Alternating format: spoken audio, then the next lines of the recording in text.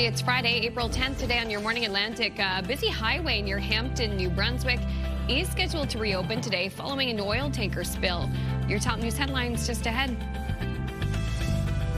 And return from the moon. The crew of Artemis 2 is scheduled to splash down this evening. We'll chat with SMU astrophysicist Rob Thacker about the mission and what to expect as they come back to Earth. Plus 25 years of Best Buy. We'll check out electronics and home goods then and now. Oh, have things have changed. All that and so much more just ahead on the Friday edition of Your Morning Atlantic.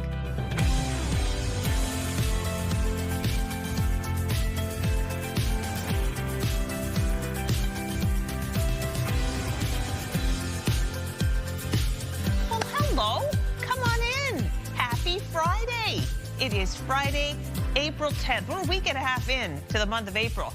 Oh, I know. Q2 is well underway, people. Q2. We had a great real. It's like our corporation, YMA Industries. Yeah, Q2. We're going to have a great, strong Q2. We really are. He's hoping, man. Team. You know what? So far, the weather has been pretty dang good for April. And I just want to report, I went for a little run yesterday in downtown Dartmouth, and the Cancer Survivors Garden is always going to be, there's going to be a sea of daffodils. I'm going to say like 2 weeks, because the green little nips are coming up out of the ground. Nice. So that's exciting. A good sign. Absolutely. Everyone was out and about yesterday soaking up the warm weather. Guess what?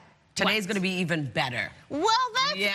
Yay. Yeah, very excited for that. Yay. Lots of sunshine for much of the region, specifically into the maritime region. We are going to see double-digit daytime highs for many communities. Yes. Yeah. Wow. Here's a live look at St. John's. As of right now, -3 degrees as you head outdoors, but that sun is shining and will be sticking around throughout your day today. Pretty calm weather in your area, and many areas across Atlantic Canada are going to see a warm-up headed our way. A bit cooler starting off the day, but much warmer than we saw even earlier this week, even yesterday morning. 2 degrees starting off your day in Fredericton, as well as into St. John, New Brunswick. 1 degree in Charlottetown, -2 in Sydney this morning, with -1 in Halifax, -3 into St. John's, Newfoundland. So over to our wind chill, as you can see here, still factoring in, but much warmer starting off your day, and those temperatures going to continue to rise into the afternoon. Even Newfoundland, Labrador feeling warmer this morning.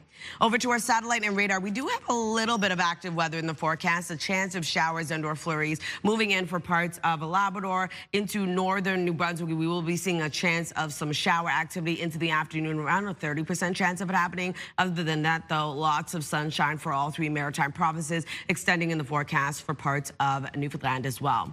In terms of the wind, it's going to be a bit of a breezy day. As of right now, we're looking at 33 kilometers per hour in Charlottetown, 35 in St. John, New Brunswick, 31 in Moncton, 28 into North Cape. Wind gusts getting up to 46 kilometers per hour in Moncton, 44 in St. John, 43 in Charlottetown, and 41 in North Cape. We'll take a look at your weekend forecast just ahead, but first a look at your local news with Amanda.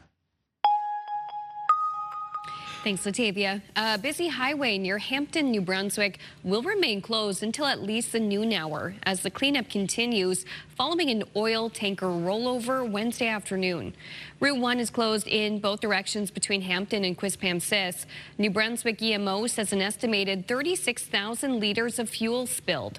The driver of the truck was trapped inside the vehicle but was removed and taken by ambulance with what's believed to be minor injuries.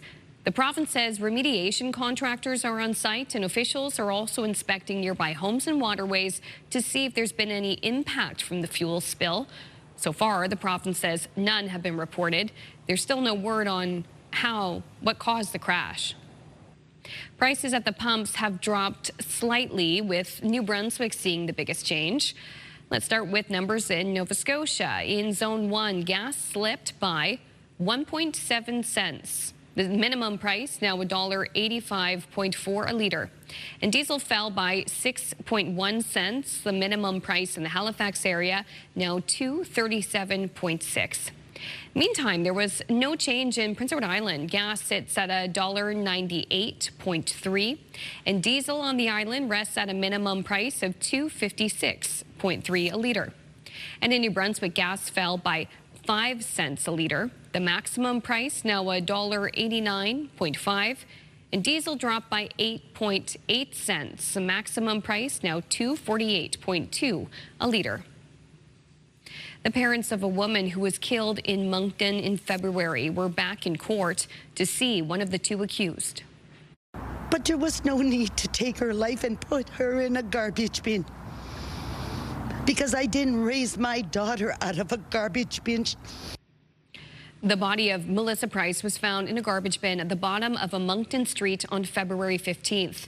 Devlin Oblenis and Leandra Beaulieu have both been charged with first-degree murder in Price's death.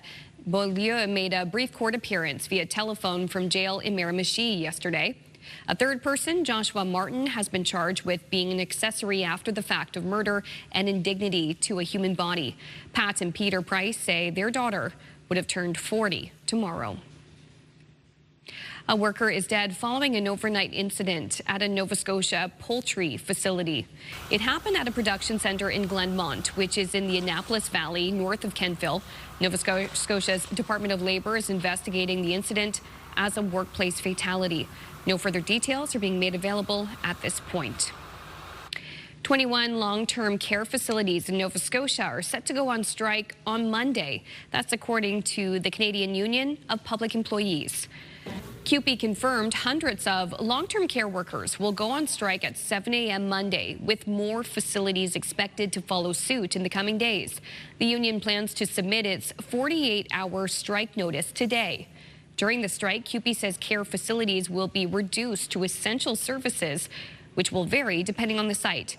CUPE and the province, which have been engaged in negotiations for months, had their final scheduled conciliation meeting in late March, but the union says they did not reach a deal. Finally, former Canadian swim star and two-time Olympic medalist Nancy Garapick has died. You set your goals for yourself, and to go to those nationals, you know, you step into a season of training so that you can improve your times. Be positive. That was Garapick talking to ATV back in 1979.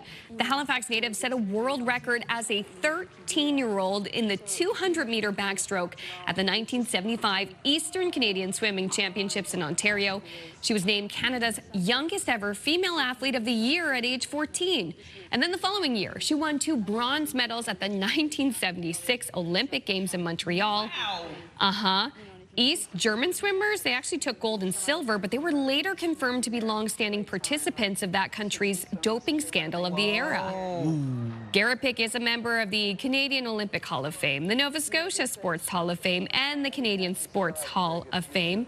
She was 64 years old. And if you want to see more of that footage from a documentary from 1979, you can go to our website. You'll see the Video Vault section of our website, and you can watch it there. Thank you to Leo Carter for getting that footage for us. I loved seeing that footage. I'd not heard of Ms. Garapick before, but what a legacy. I'm so excited that we got a chance to shine a spotlight on her amazing career. I know, and to be so young at the time and to accomplish so much. Yeah, incredible. The accolades, wow. Okay. All right, let's move into something a little bit newsier, but interesting. Greece now also planning to ban social media for children. The ban would apply to youth who are 15 years of age or younger.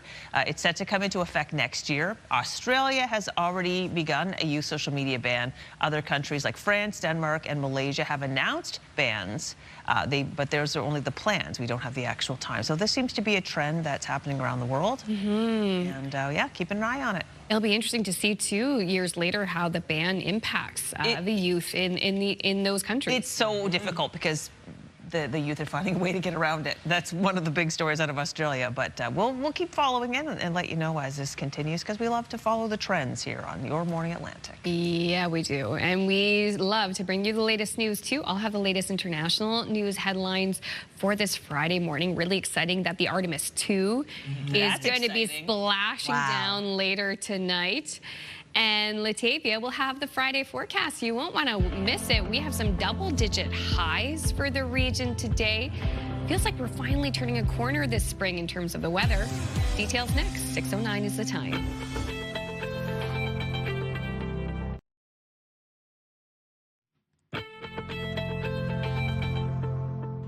Good Good morning, Atlantic, Canada, and happy Friday. The time now is 6:12. We're taking a live look at St. John, New Brunswick. 3 degrees starting off your day. Going to be seeing lots of sunshine, a mix of sun and cloud, with clouds continuing to clear out into the afternoon, leaving even more sunshine. So we are going to see temperatures warm up, already warming up, starting off your day. So we are going to see double-digit daytime highs headed our way. But as of right now, it is 2 degrees heading outdoors in Fredericton, 1 degree in Charlottetown, -1 in both Sydney and Halifax, 0 in Labrador City, so much warmer early this morning, and -4 starting off your day in St. John's, Newfoundland. Over to our forecast timeline. So we are going to see lots of sunshine starting off your day for parts of Atlantic Canada, although for parts of Labrador, looking at some snowfall, snow mixed with rain expected for parts of Labrador as well into the afternoon. So into the afternoon for the Maritime region, a low pressure system makes its way over, bringing a low chance of some isolated showers into the northern region of New Brunswick. Then that shower activity will continue to pick up for parts of New Brunswick, Prince Edward Island into early Saturday morning. So we do have a wet day ahead on Saturday. Temperatures will be cooling down, remaining seasonal for our daytime highs, and we do have showers expected for all 3 maritime provinces throughout the day on Saturday. If you're wondering about snowfall totals, only seeing around 0 to 2 centimeters of accumulation for Campbellton, and looking across Labrador around 0 to 2 centimeters, and also for Corner Brook. For our rainfall outlook, we are going to see some totals accumulate there, starting off in northern New Brunswick, looking at around 2 to 20 millimeters expected. For Newfoundland, Labrador going to remain quite light in this activity. Over to our forecast today for New Brunswick, lots of sunshine across the province. Clouds continue to clear out into the afternoon. We do have some isolated showers expected for the northern region of the province, seeing showers move in across the province into the evening. Still around a 30% chance of it happening overnight. Daytime highs will range from 6 to 16 degrees, being the warmest into Woodstock, and wind gusts picking up into the afternoon, getting up to 40 kilometers per hour. For Prince Edward Island, highs between 8 to 12 degrees, a mix of sun and cloud today. A low chance of isolated showers return into the evening. For Cape Breton, eastern Nova Scotia, daytime highs really warming up today as well, 4 to 14 degrees, looking at that sunshine sticking around throughout the day. Same thing goes for the rest of Nova Scotia, with daytime highs ranging from 8 to 15 degrees, being the warmest into Kentville. For Labrador City today, looking at showers and flurries moving in for this part of the province, a high of 1 degree. 5 degrees for St. John's, Newfoundland, lots of sunshine for you as well. So Saturday's forecast, we start to see temperatures cool back down, still remaining seasonal for much of our daytime highs. We do have a bit of flurry activity and or showers for northern New Brunswick. Other than that, though, a few showers moving in across all 3 maritime provinces. We'll transition over to a low chance of showers into the afternoon. Into the evening, we start to see the system break down for the maritime region. Newfoundland, Labrador going to be dealing with some light snowfall and or showers for Newfoundland, and that takes us into Sunday's forecast. Sunshine returns for all 3 maritime provinces. Temperatures warm up yet again, so it's going to be a beautiful end to the weekend. That's a look at your weather forecast. Going to throw things over to Amanda. As the National Liberal Convention continues in Montreal, a flurry of questions continues about MP Marilyn Gladu and her decision to join the Liberal caucus. She was a staunch Conservative for years, with opposing views before suddenly switching allegiance. CTV's Abigail Beeman has more. Marilyn Gladu, front and center at the Liberal convention. She claims crossing the floor is what her constituents want. And as for her socially conservative views, she says there's no issue either. I oppose conversion therapy. I always did. I obviously have my long faith traditions, but you know, I'm ready to support the rights of women in this country. But when you ran Next question. This couldn't be more different than a decade ago. The Liberals are in for 4 long years. Such a dyed-in-the-wool Conservative, she dressed up as Death. Death is not ready for you. To pump up election-defeated colleagues. Shake off the gloom and doom. A few years later, I'm running to be the federal leader of the Conservative Party and the next Prime Minister of Canada. Today's Liberal Prime Minister was left explaining how the newly bigger tent Liberal Party absorbs Gladu, a social conservative who fought a bill banning conversion therapy for being too broad and said she'd allow MPs to advance bills restricting abortion. She will vote with the government if there are votes relating to any aspect of that issue. 100% I agree with what the Prime Minister said. I will vote with the government. I will protect the rights and freedoms of women to choose, for people to be who they are and love who they love. Mark Carney is saying to Canadians, your vote does not count. In BC, the Conservative leader spoke in favor of by-elections after floor crossings and deflected a question about what losing 4 MPs means for his leadership. 87% of grassroots Conservatives who backed up my leadership less than 90 days ago to fight for an affordable, safe, and strong Canada.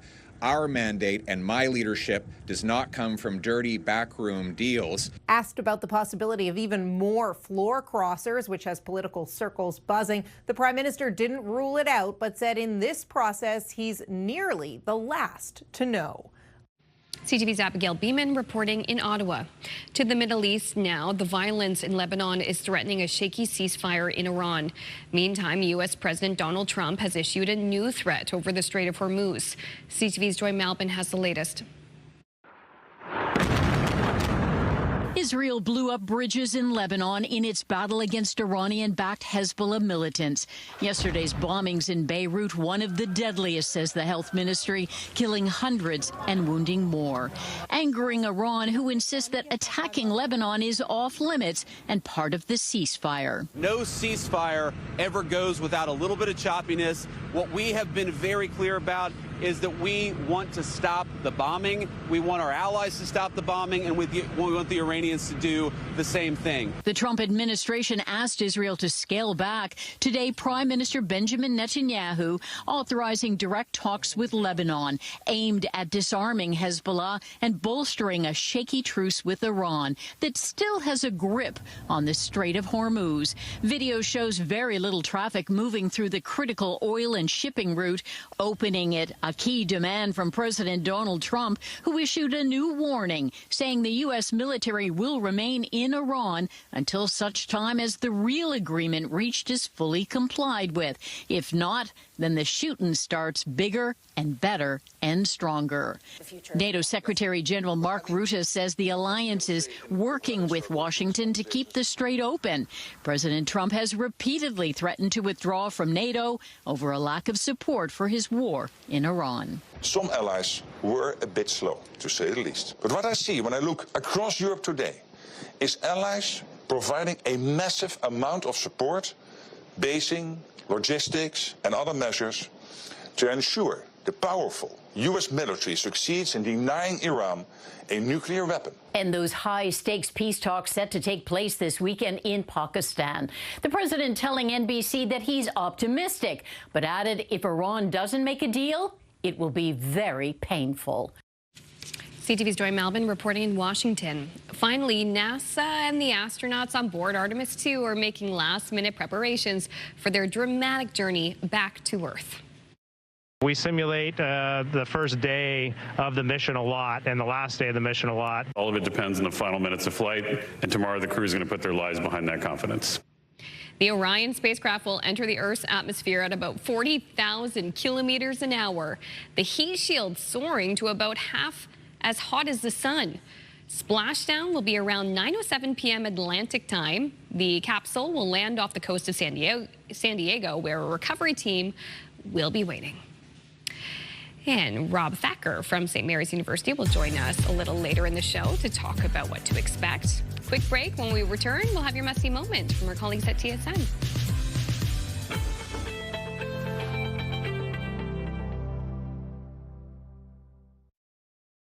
Move Mornings with Aaron and Peter. Weekday mornings on Move 100. The most fun in the morning. And home of the $1,000 minute. Only on Move 100 Halifax.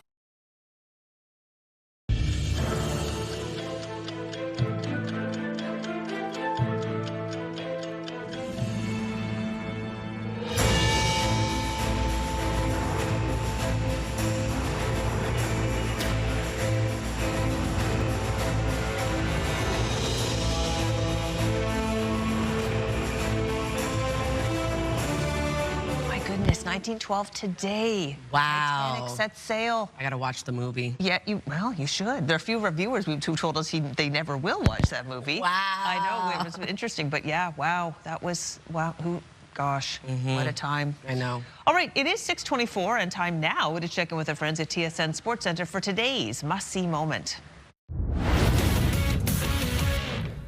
Hello, Matt Scooby inside the SportsCenter newsroom with your must-see moment from Thursday. For it, let's head to St. Louis. Blues hosting the Jets opening period. Dylan Holloway dekes around Connor Hellebuck, has the wide-open net, but watch Josh Morrissey get his stick there to prevent the easy goal. Morrissey strong on that stick and make sure the puck doesn't get jammed in. What a defensive effort from him. Good enough to be our must-see moment. And tonight on TSN, the Raptors are back in action against the Knicks. Our coverage starts at 6 p.m. Central. That's all for now from the SportsCenter newsroom. Have a great day.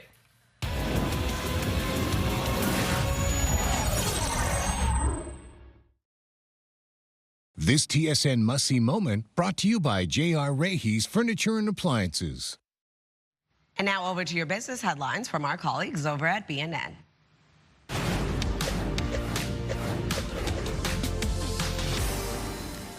Shovels are in the ground for the expansion of the Port of Montreal. The Prime Minister was there for the groundbreaking today. His government is providing just over $1 billion to more than double the port's capacity. And Ottawa's Major Projects Office helped streamline the process. The Console Corps build is one of several massive infrastructure projects the Carney government has deemed to be of national interest. Roots reported a profit of about $15 million for its latest quarter. That's compared to a $22 million loss from the same quarter the year before. The casual clothing company has struggled to connect with consumers over the last few years and recently announced a strategic review looking at how to improve the business. There are reports Disney plans to lay off about 1,000 people, with cuts coming in the next few weeks. The entertainment giant recently got a new CEO and is trying to find money to invest in its digital businesses. The company has laid off more than 8,000 people since 2022. Here are the closing numbers for the day. The Canadian dollar is up to 72.40. West Texas Intermediate is up to 97.87. Western Canadian Select down over $8 to 71.55. And the TSX lost 142 points today. Those are your business headlines. I'm Morella Fernandez. Taking a look at our weekend forecast, starting off in New Brunswick today, looking at a mix of sun and cloud. We do have a low chance of showers for the northern region into the afternoon. Into the evening, rain and or snow moves in. For Saturday, a high of 6 degrees. We do have showers and or flurries for parts of the province. And then on Sunday, 10 degrees with sunny skies. For Nova Scotia, a high of 12 degrees today. Lots of sunshine across the province. On Saturday, we see showers move in, cooling down to 9 degrees, 8 degrees on Sunday. Sunshine for much of the province. We do have isolated flurries for Cape Breton. For Prince Edward Island, 10 degrees with a mix of sun and cloud, a low chance of showers into the evening. Showers continue on Saturday with a high of 9, 7 degrees on Sunday with sunshine returning.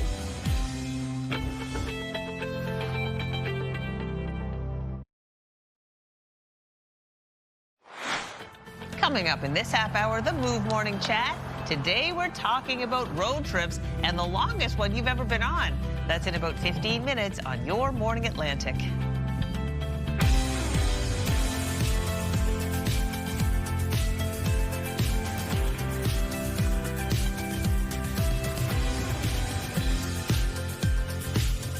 Hey, let us be the first to say happy Friday to you. Thank you so much for joining us. The road trips, before we know it, summer road trip season will be here. Oh, yeah. You know, this is the time of year some people are really starting to lock down their plans for the summer. I know for our family, we're not only looking at summer vacation, but also summer camps, too. Yes. Oh, no, that's... Mama's got to work.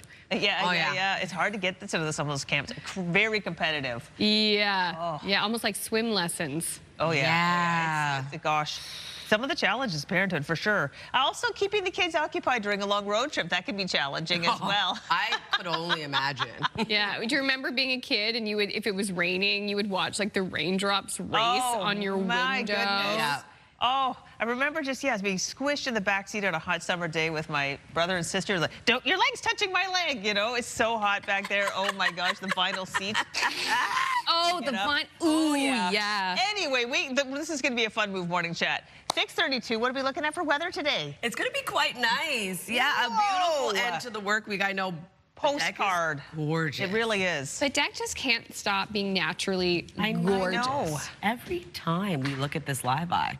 So as you can see from our live eye, beautiful sunny start to your day. The sun is already beginning to shine for many communities across Atlantic Canada. A bit cooler starting off your day, but much warmer than we saw even yesterday morning. Starting to see temperatures above the freezing mark, as you can see here. 2 degrees in Fredericton early this morning, 1 degree in Charlottetown, -1 in both Halifax and Sydney. 0 starting off your day in Labrador City, a -4 into St. John's, Newfoundland. Here's a look at the wind chill. Not too bad early this morning, a bit cooler. Temperature is going to rise above seasonal and double digits for some for our daytime highs. In terms of our satellite and radar, we do have some snow mixed with rain across parts of Labrador early this morning. Other than that, though, lots of sunshine. We do have a low chance of showers expected for northern New Brunswick into the afternoon. In terms of the wind, it will be a bit of a breezy day ahead. As of right now, 35 kilometers per hour in Charlottetown, 31 in St. John, New Brunswick, 30 into North Cape. Wind gusts getting up to 46 kilometers per hour in North Cape and Charlottetown, 44 in Grand Etang, 37 in Moncton. We'll take a look at your weekend forecast just ahead. First, a look at your local news with Amanda. Thanks, Latavia. And let's start with prices at the pumps, which dropped slightly, with New Brunswick seeing the biggest change. Beginning with Nova Scotia Zone 1, gas slipped by just 1.7 cents. The minimum price now $1.85.4 a litre. And diesel fell by 6.1 cents. The minimum price in the Halifax area now $2.37.6. Meantime, no change in Prince Edward Island. Gas sits at $1.98.3. And diesel on the island rests at a minimum price of $2.56.3. In New Brunswick, this is where we saw the biggest drop. Gas fell by 5 cents a litre. The maximum price now $1.89.5. And diesel dropped by 8.8 cents. The maximum price now $2.48.2 a litre. A busy highway near Hampton, New Brunswick will remain closed until at least noon as the cleanup continues following an oil tanker rollover Wednesday afternoon. Route 1 is closed in both directions between Hampton and Quispam-Sis. New Brunswick EMO says an estimated 36,000 litres of fuel spilled. The driver of the truck was also trapped inside the vehicle but was removed and taken by ambulance with what's believed to be minor injuries. The province says remediation contractors are on site and officials are also inspecting nearby homes and waterways to see if there's been any impact from the fuel spill. So far, the province says none have been reported. There's still no word this morning on what caused the crash. The parents of a woman who was killed in Moncton in February were back in court to see one of the 2 accused. But there was no need to take her life and put her in a garbage bin. Because I didn't raise my daughter out of a garbage bin. The body of Melissa Price was found in a garbage bin at the bottom of a Moncton street on February 15th. Devlin Oblenis and Leandra Beaulieu have been charged with first-degree murder in Price's death. Beaulieu made a brief court appearance via telephone from jail in Miramichi. A third person, Joshua Martin, has been charged with being an accessory after the fact of murder and indignity to a human body. Pat and Peter Price say their daughter would have turned 40 tomorrow. For a long time, Celtic Lodge was the place to stay and enjoy the Cape Breton Highlands. But the historic resort needs work. Locals are angry after Parks Canada announced the main lodge and cottages will remain empty again this summer. And there's a chance they may never reopen. CTV's Ryan McDonald has more. For 2 years now, the main lodge and cottages at the famous Celtic Lodge along the Cabot Trail have sat empty. To leave it to go like that it's a real shame, really. It's a travesty. The main building has been falling into further disrepair. This part of the resort was closed back in April 2024 when Parks Canada and the company the lodge is under long-term lease to, Gulf North, determined it would cost tens of millions of dollars to bring it back up to code. Lots of people in this community have worked in the Celtic, or their parents and grandparents have worked there. So it's iconic. It is incredibly disappointing that the federal government came to the decision that it wasn't going to be recommended as heritage property. A federal heritage designation may have helped with the necessary funding. For now, the future of the Celtic Lodge remains in limbo. The area's councillor says that's a shame given the property has brought recognition to the area from all over the world. I've been on vacations in other countries where they don't know where Ingonish is, But when I tell them about the Celtic Lodge, then they know where Ingonish is. It's that important. And it's affected us. The owner of this restaurant nearby says that in particular, fewer weddings at the Celtic Lodge have resulted in smaller lunchtime crowds, and that the impact ranges from economics to the Ingonish region's reputation.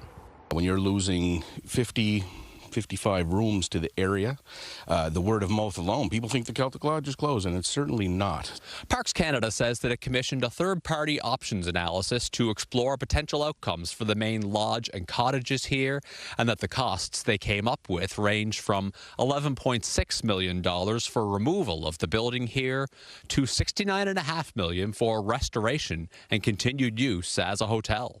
Well, we worry that it'll continue to deteriorate, where that the only option is to tear it down, which nobody wants to see that happen.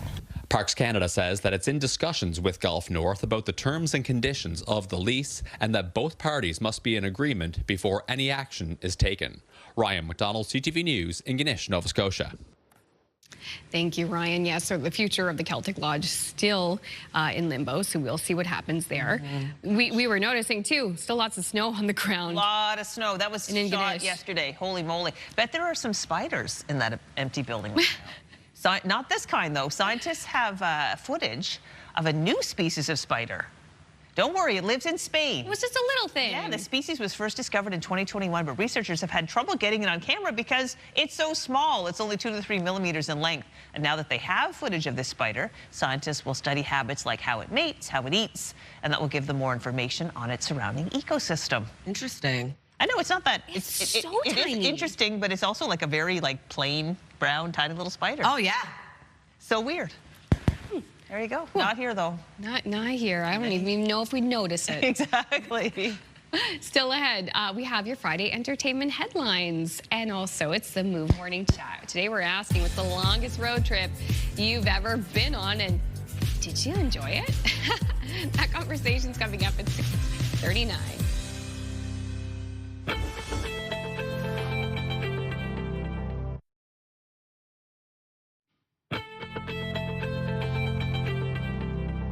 Welcome back and happy Friday. The time now is 6:43. We're taking a live look at Officers Square over in Fredericton. 2 degrees starting off your day. Temperatures expected to rise a little bit later on, above seasonal for your daytime highs, and looking at a mix of sun and cloud in your area.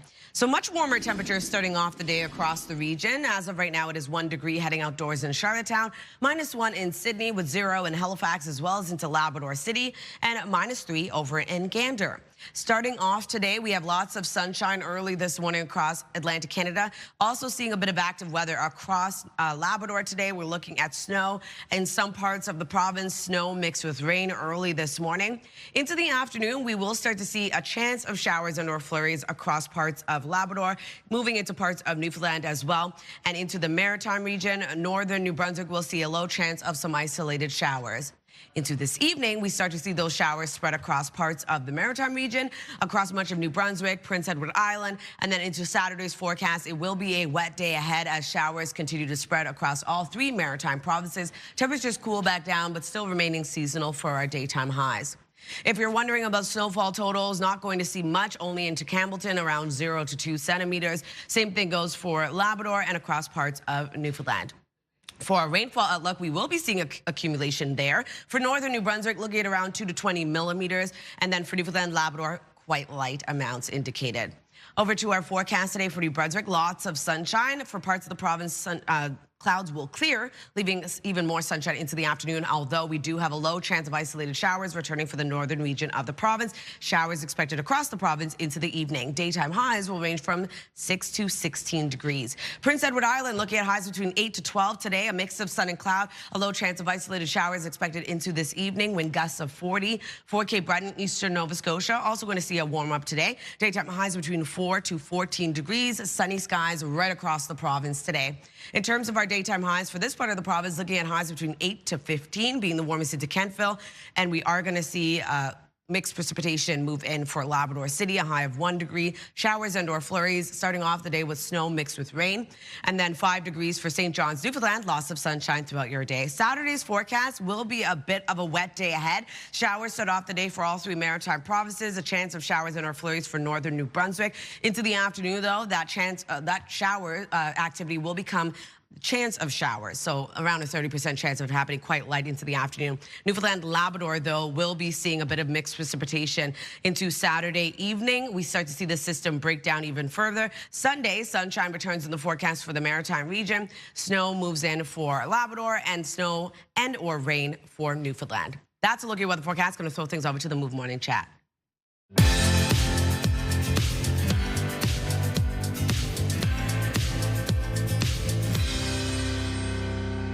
Time now for the Move Morning Chat. This morning, we're taking it on the road. We're talking about road trips and what's the longest road trip you've ever taken. Aaron and Peter, who's going to start? Well, let me tell you, first of all, the motivation for this discussion. We're still talking and thinking about the crew of the Artemis 2 and the fact that they're going to splash down later tonight, ending, well, I guess you can't call it a road trip, but the longest trip that humans have ever taken, really. 2 million kilometers, more or less, in Artemis 2. So that's why we're talking road trips today. And I must say that my longest road trip with my family was not nearly 2 million kilometers, although it may have felt like it at times. It was closer probably to about 3,000 kilometers. And it started off from Nova Scotia in our case. And the first place we went was Maxville, Ontario. My kids were Highland dancers, pipers, and drummers, and that Maxville is where the North American Highland Games are held. After that, off to Toronto. We spent some time in Toronto. We went also to Niagara Falls. We went to Barrie, to, Canada's Wonderland. We toured much music. We then headed back home again. So that trip lasted probably closer to 2 weeks altogether with our vacation, and that added up to about 3,000 kilometers or so. Quite the distance to go. I'm thinking about my longest road trip. I don't know the distance of this because I did not look that up before we had this conversation, but I do know 13 hours, okay? And I've done this road trip so many times when I was a kid growing up with my family. We would do the road trip from Calgary to Seattle, and we did that so often. But 4 kids under 5, okay? And my parents, 6 people in a big van. You can imagine the chaos of a 13-hour road trip. I remember fights and our parents pulling over on the side of the road and saying, get out if you're going to act that way. Like, it was a whole ordeal, and we've done it so many times. So now I'm like, I'm just going to fly. I'm good without the road trip. It's too long. 13 hours each way is a long way to go. I'm with Aaron. I detest road trips, especially moving from province to province. Yeah. The longest road trip I did was my last move from Regina, Saskatchewan to here. 42 hours. We broke it up, though. We stopped in Toronto for 2 weeks and then kept going. But, even my last road trip back to Toronto, 17 hours from here, I can't do it. I can't even drive over an hour unless it's going to a beach. You cannot get me in that car. It's turned you off of road trips. Yes. Nothing that significant for us, but growing up in Nova Scotia, we still have a lot of family in Ontario, in Kingston, in Belleville. So that was the thing for us, was summer vacations. We didn't have 4 kids. Same thing with you, Aaron. We didn't have a lot of extra income. So there were no flights, no vacations down south. It was getting in the Dodge Caravan, loading up your CD player, right, your portable CD player, and going for that long road trip. And we would break it up over 2 days because it's roughly 16 hours. So we would break it up, but it was still so many family memories. We didn't have to pull over, though, for any correction from the drivers. But it was still awesome, and my husband and I, we continue to actually do that road trip with our little guy, usually for the holidays. So that's a good time. We always stop in Rivière-du-Loup. in northern Quebec. That is our natural halfway point. See, the problem for me and my family is that we do the poor man's road trip, meaning we don't make stops to sleep anywhere. If anything, we sleep in the car. So it's all of us, it's the dogs. I can't even fathom bringing the children along. Obviously, now we would have to make those accommodations and those stops for them. But even a couple hours in the car with my twins is like I'm in Jurassic Park. So. No. At once the dinosaurs got loose. Exactly. Okay, so we're putting this question to our viewers this morning. Tell us about your road trip adventures, good or bad. What is the longest road trip you've ever taken? You can text us at 10400 and we will share your messages a little later.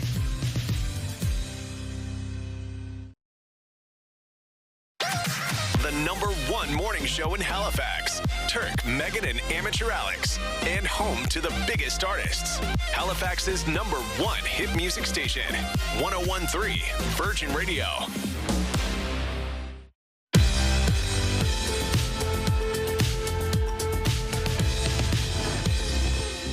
Welcome back. The time now is 6:54. We're going to head over to Hollywood, take a look at your entertainment headlines.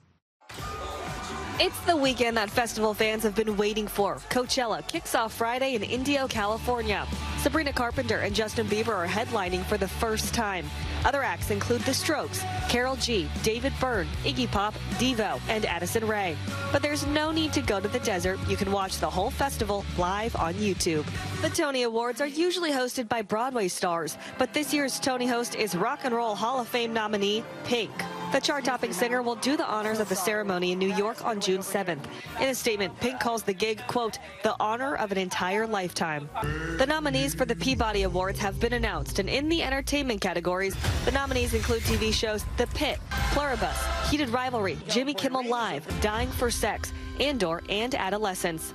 The winners will be revealed at a May 31st ceremony in Los Angeles. Are you Kara's daddy? And happy birthday to actor Haley Joel Osment. The Sixth Sense star turns 38 today. That's what's happening in Hollywood. Jacqueline Lee, ABC News. We're almost the same age. Almost. I'm a little younger. Happening now in local news. Gas and diesel prices at the pumps, they've dropped slightly, with New Brunswick seeing the biggest change. We'll have those numbers just ahead. Plus, the parents of a woman who was killed in Moncton in February were back in court yesterday to see one of the two accused. We'll hear what they have to say. Plus, sweet treats are something everyone craves once in a while, but for those with allergies or dietary restrictions, it can be hard to satisfy the craving. Well, there's a baker in Dartmouth who's whipping up desserts for everyone. We'll have those stories just ahead at the top of the 7 o'clock hour. But first, it's a look at the 3-day forecast as we head closer to the weekend with Latavia.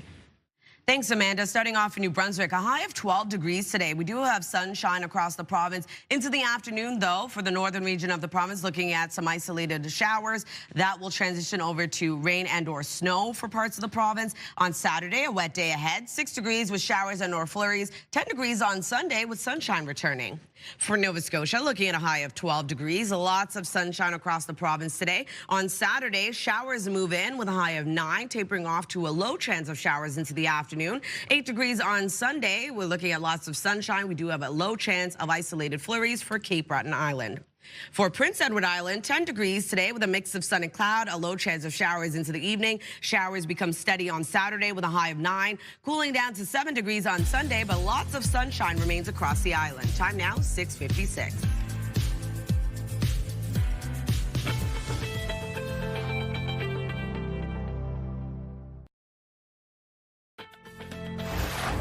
It's Friday, April 10th. Today on Your Morning Atlantic, a busy highway near Hampton, New Brunswick is scheduled to reopen later today following an oil tanker spill on Wednesday. Your top news headlines just ahead. And to the moon and back, the crew of Artemis 2 returns to Earth this evening after their 10-day lunar journey. Astrophysicist Rob Thacker joins us to chat about the mission, the re-entry process, and what this could mean for future space exploration. That's just ahead on this half hour of Your Morning Atlantic.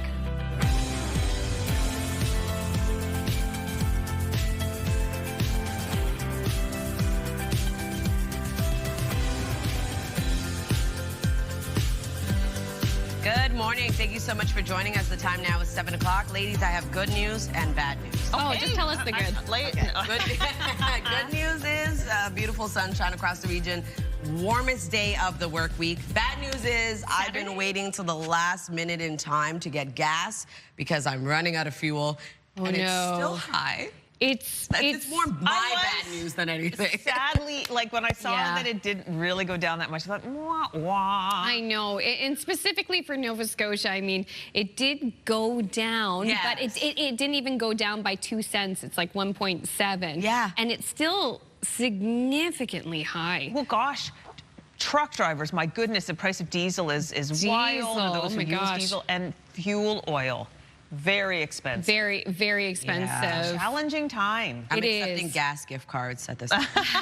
Well, as many are, like, I'm sure. It's not going to solve the world's problems, but a bit of sunshine and warm weather, we could use a day like that would lift the spirits and help a lot. You know what? Who needs the gas? I'll just go by foot. Walk. Right? There you go. And if it's nice a little longer. PEI, I mean, the good news is if you're in PEI, gas prices and diesel prices didn't change. Okay. Well, I guess it's well, I'm sure you'd like it to go down. You're trying to find a positive angle. Let's just enjoy the fact the snow's all gone. Exactly. We have sunshine. It's warming up. Already 1 degree in your area. Temperatures will continue to rise. We're going to see double digits for parts of Atlantic Canada. So for our region, looking at a warm, beautiful, sunny day ahead. 2 degrees starting off your day in Fredericton, 0 in Halifax, -1 currently in Sydney, as well as into Labrador City, -4 starting off your day in St. John's, Newfoundland. Here's a look at that wind chill factoring in early this morning. Not too bad. We are seeing temperatures already begin to rise, and same thing goes for both Newfoundland and Labrador.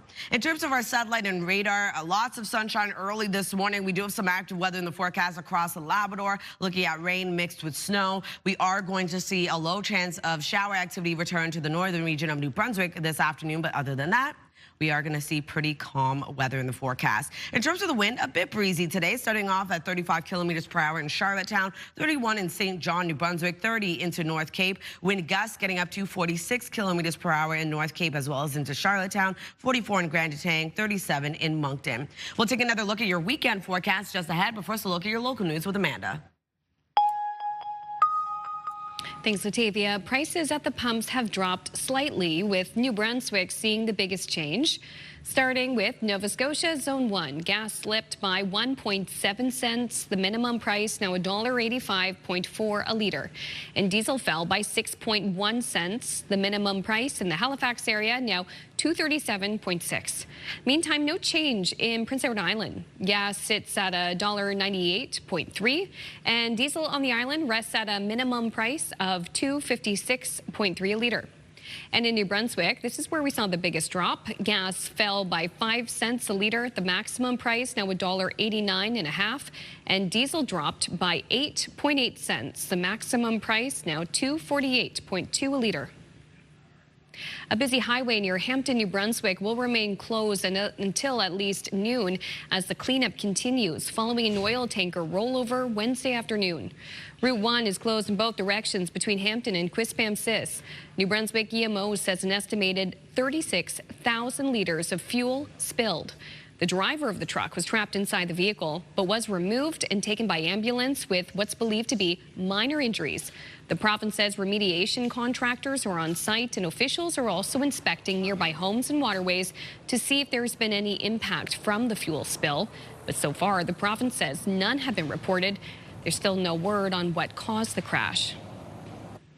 The parents of a woman who was killed in Moncton in February were back in court to see one of the two accused. But there was no need to take her life and put her in a garbage bin. Because I didn't raise my daughter out of a garbage bin. The body of Melissa Price was found in a garbage bin at the bottom of a Moncton street on February 15th. Devlin Oblenis and Leandra Beaulieu have both been charged with first-degree murder in Price's death. Beaulieu made a brief court appearance via telephone from jail in Miramichi.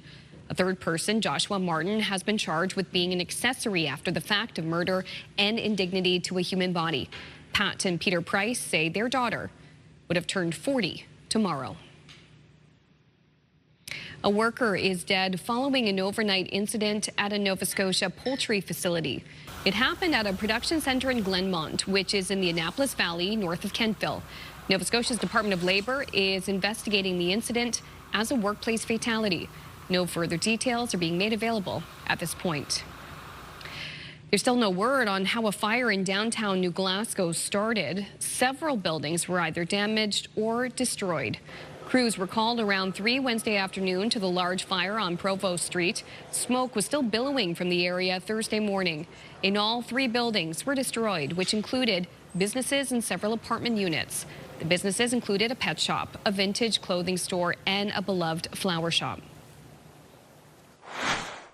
Zelda was great. She was great for our business. She recommended customers down to us, and it's truly a loss for downtown. I just recently started working downtown, so I was just getting to know the businesses. And in fact, I just popped in Zelda's the other day and was thinking it was a lovely little shop. And it's actually kind of sad to see the businesses devastated by the fire.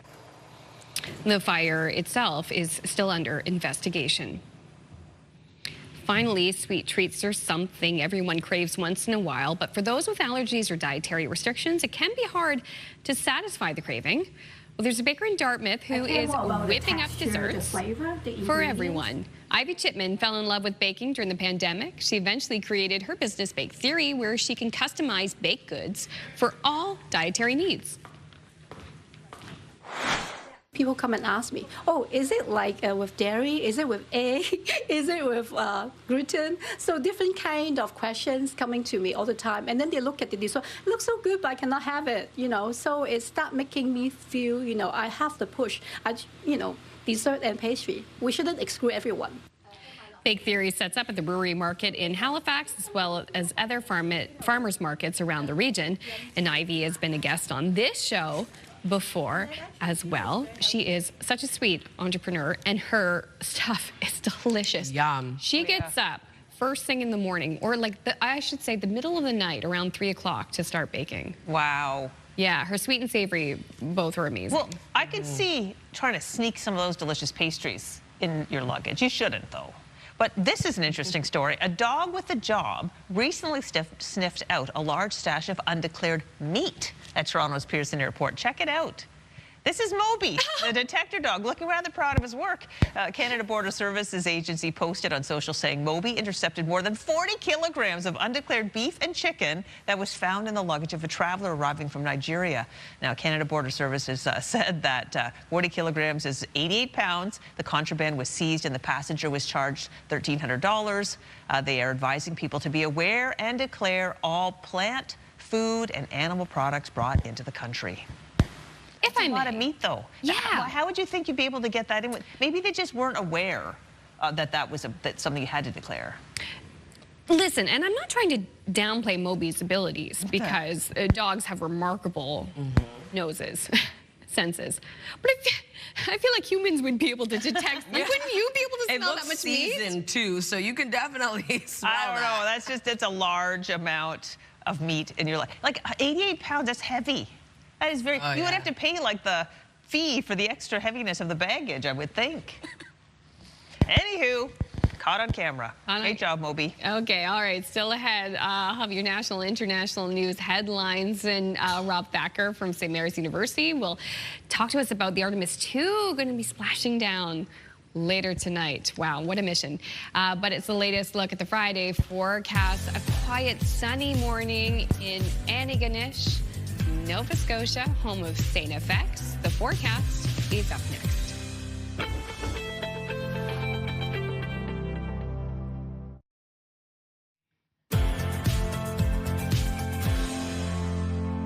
Good morning and welcome back. The time now is 7:12 on your Friday morning. We're taking a live look at Moncton. 3 degrees starting off your day with a mix of sun and cloud expected. So it's going to be quite a lovely day ahead. Starting off warmer this morning. Temperatures expected to rise above seasonal for much of our daytime highs. The warmest day of the work week.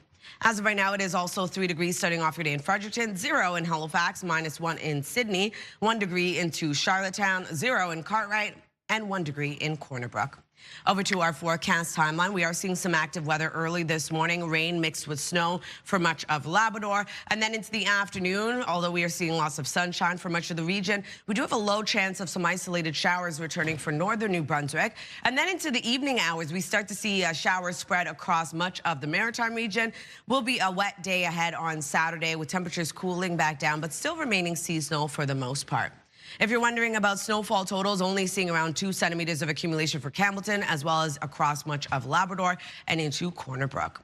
For our rainfall outlook, we will be seeing accumulation there as well, getting 10 to 20 millimeters at its heaviest for parts of northern New Brunswick. For Newfoundland, Labrador, remaining quite light in its activity. For our forecast today for New Brunswick, lots of sunshine across the province today. That low chance of isolated showers into the afternoon for the northern region of the province. Looking at showers and or flurries for parts of the province into the evening. Daytime highs will range from 6 to 16 degrees, being the warmest into Woodstock. Prince Edward Island, a mix of sun and cloud today. Isolated showers expected into the evening. Highs will range from 8 to 13 degrees, wind gusts of 40. For Cape Breton, eastern Nova Scotia, we are going to see daytime highs warming around 4 to 14 degrees. And that sunshine extends in the forecast right across Nova Scotia today with highs between 9 to 15 degrees being the warmest into Kentville. For Labrador City, a high of -1. We do have showers and flurries moving in. 5 degrees for St. John's, Newfoundland. Lots of sunshine across the province. So for a forecast on Saturday, looking at showers quite steady starting off early in Saturday morning, tapering off to a low chance of some isolated showers into the afternoon. Newfoundland, Labrador looking at flurries and or showers. And then into Sunday's forecast, we are going to see lots of sunshine return across the Maritime region. Temperatures warming up just a bit, but we do have snow and or rain for Newfoundland and Labrador. That's a look at weather forecast. We're going to throw things over to Amanda. Thanks, Latavia. MPs return to the House Monday after a 2-week break.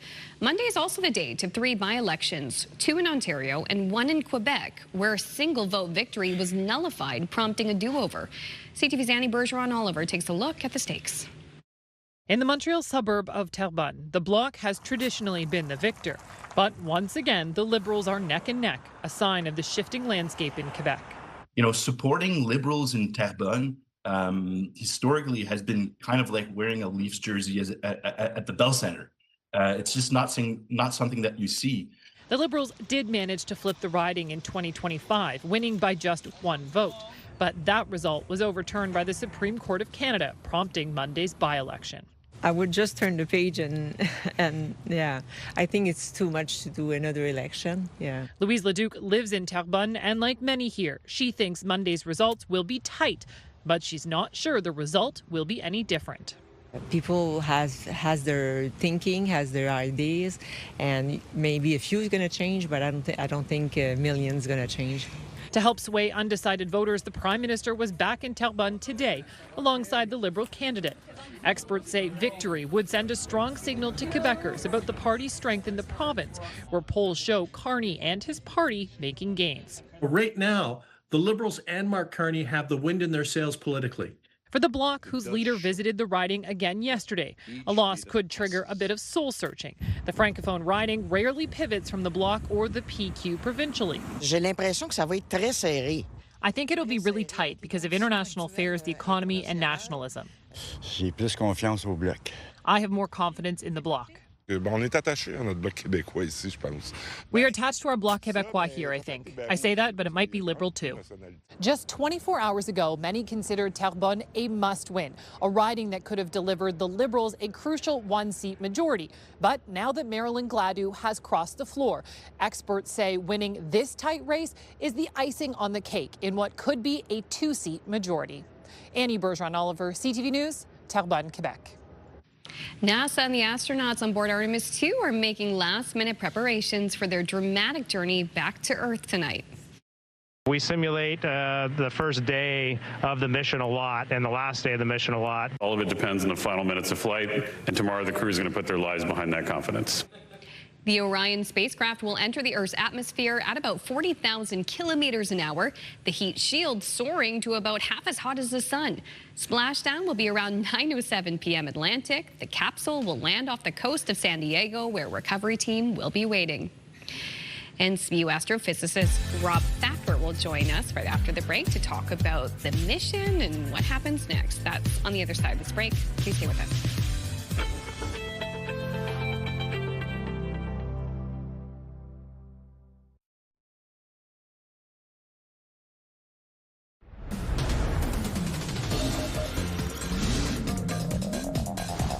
Wow, new animation, very exciting. At 7:21, the crew of the Artemis 2 will return to Earth tonight. They went further into space than any humans have ever gone before, and it is a step toward landing boot prints near the moon's south pole in just 2 years. The record-setting mission and historic flyby will end with a splashdown in the Pacific Ocean off the coast of California at around 9 p.m. Atlantic this evening. For more on this, we welcome back SMU astrophysicist Rob Thacker. Thank you so much for coming in today. Oh, it's always great to chat. Well, we love chatting with you, and it's been great to have this mission to bring you in. Tonight, many eyes watching this. I want to know more about the nuts and bolts of how they're going to pull this off. It's fascinating. They're in space, and they're going to be able to land basically. I know the ocean's big, but be able to land like in, you know, not to hit the target. It actually, funnily enough, that is one of the things I'm really interested to see, how well it works out. Yeah. Because they're doing a new re-entry protocol because of the problems with the heat shield. And so I'm curious to see if they really do nail their target. Because if you miss it even by 50 miles or something like that, you're going to be waiting a lot longer for the ship to come and pick you up. Well, the helicopters will be there fairly quick. Yeah. But to pick up the actual capsule, that's going to take a lot longer. So we'll see how it goes. There's a bit of steering going on as they come through, but overall, it's fairly well piloted all the way down. This is my question to you, a couple of them. First was about the piloting. They actually are driving a little bit like a Han Solo. So you do have a certain amount of control as you come down. You don't want to be doing too much because it's a very careful pathway through the atmosphere. But the RCF thrusters, they can fire those and just do a little bit of attitude control as well. Okay. And now the heat shield element, it's going to be as hot as the sun in some cases. Are pretty, this is what I've heard. Well, about 3,000 degrees, so not quite as hot as the surface of the sun, but getting up there. And so, yeah, it does get incredibly hot. Basically, you've got a huge compression wave that's heating up all of the air in front of it. And of course, because there's so much hot plasma around, you can't send radio signals as well. What the heck is the capsule made out of that it can handle that kind of heat? It's literally a combination of a ceramic, epoxy, and so on, but it's designed to burn off. Right? People aren't aware of that. It's designed to burn off, creates a little bit of a shield as it does so, burning off and creating all of these cooling gases around it. Okay, I know that we've got some preps because they want to get to, but I have more questions here. Okay, what will the astronauts be feeling when they're hurtling back towards Earth? So they're coming in at about 4 Gs, so this is a pretty physically difficult thing to do. That's not the highest. There are some that come in faster, but it's going to be nerve-wracking, right? Yeah. Because you're in a situation where you've literally got this ball of plasma around you. You can see all of the light from it, and so yeah, they're going to be going through, but they will have things that they're doing during the mission as well, particularly for the pilot too. So it's going to be an experience. Well, remember looking at you know, visuals of the preparations for the touchdown and other aspects of the mission. In your mind, has this mission been successful? Oh, absolutely. Right, I mean, there's no question about it. The fact that we've spent so much time talking about the toilet tells us it's been successful. Yes. Right, so yeah, they've done some great work. I'm going to just say it, with the publicity as well, doing some fantastic interviews. Yeah. So overall, yes, I think it's, I don't want to say 10 out of 10 until we've got back down on the Earth, but it's been really good so far. So you were telling us during the break that you've had a lot of people questioning why the big fuss, because we did this in the 70s. What's your answer to that? It's different, right? In the 70s, it was about literally getting people there, putting them on the moon, bringing them home safe. Right now, it's more a situation of we're starting to see going out into space as a realistic thing for humanity in the future. So this is about building the technologies and the capability, which is very different from the 70s, which was really get there, get back. Mm-hmm. Okay, let's assume everybody gets home safe tonight. 2 questions for you. First of all, the toll it will take on the astronauts' bodies. I understand they're in for a nasty couple of days after they get back. Yeah, it's like 10 days of no gravity. I mean, imagine if you lie down for 10 days. You're in bed for 10 days. You know your body atrophies. So that's going to have happened to them because literally they haven't been standing in gravity gravity for a while, so it's going to be a little bit awkward to get all of those muscles going again. So it won't be a fun couple of days, but it's nowhere near as bad as being on the International Space Station for several months. Okay, interesting. Right. I heard there was nausea and other possible, like almost like a seasickness to come that could be happening. Well, I mean, actually adjusting to space as well in the first place, you can have that. There's a famous story of they measure space sickness in terms of the Garn scale for Senator Garn, who went up and was so sick he literally couldn't do anything. Oh, no. Yeah. Oh, my goodness. All right, finally, what is next after this? Say it is a big success. So if this is really successful, and fingers crossed everything has gone so well so far, then the next mission is Artemis 3, which is actually going up into low Earth orbit, not to the moon, and working with docking with the potential lunar lander. And then Artemis 4 is the landing mission. Okay, wonderful. Well, we'll keep our eyes on that. Thank you so much for your insights today. We really appreciate it. Oh, it's always great to chat. Rob Thacker, astrophysicist at SMU at 7:26. There she is.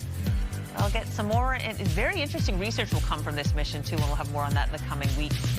We'll be right back after this.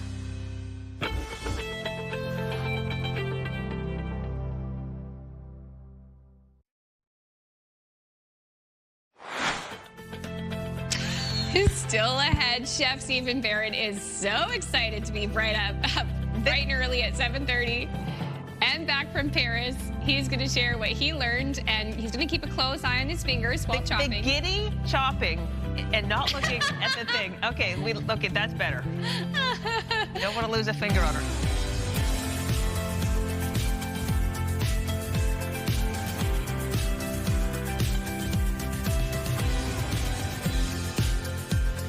I'd be that happy too if I just got back from Paris. Yeah, for real though. Oh my gosh. They say Paris in the springtime, there's nothing like it. I'd love to find out. Yeah, let's put that to the test. Yeah. And to have French cuisine and to take that education and share it with us. He's going to make us a delicious bit of Paris street food in a second. But yeah, that shot where he's like, I love the energy, but I'm always so nervous he's going to cut his fingers off. Always. But he's trained professional. I would love to learn from, and this would be great if you are somebody who could teach me out there. We could do a story on it. I'd love to learn how to chop like a chef. You know how when I'm chopping up onions, it's like they're all just higgledy-piggledy, like some are big, some are small. I'm trying every time I try, but they never turn out. It makes you cry too. And then I'm weeping while I'm doing it. Yeah, for onions. Anyway, you may want to chop up some onions, put on a hamburger today. Yum. Oh my gosh, right? Barbecue season. Oh my goodness. Makes me happy. Oh, this doesn't look super summery, Corner Brook. Not yet. No, not yet. It's a bit cooler starting off your day, a bit chilly and breezy, as you can see there. Over in Corner Brook, it is -1 starting off your day. Temperatures will rise for you as well. You will be seeing some sunshine a little bit later on this morning. Other areas starting to warm up as well across Atlantic Canada.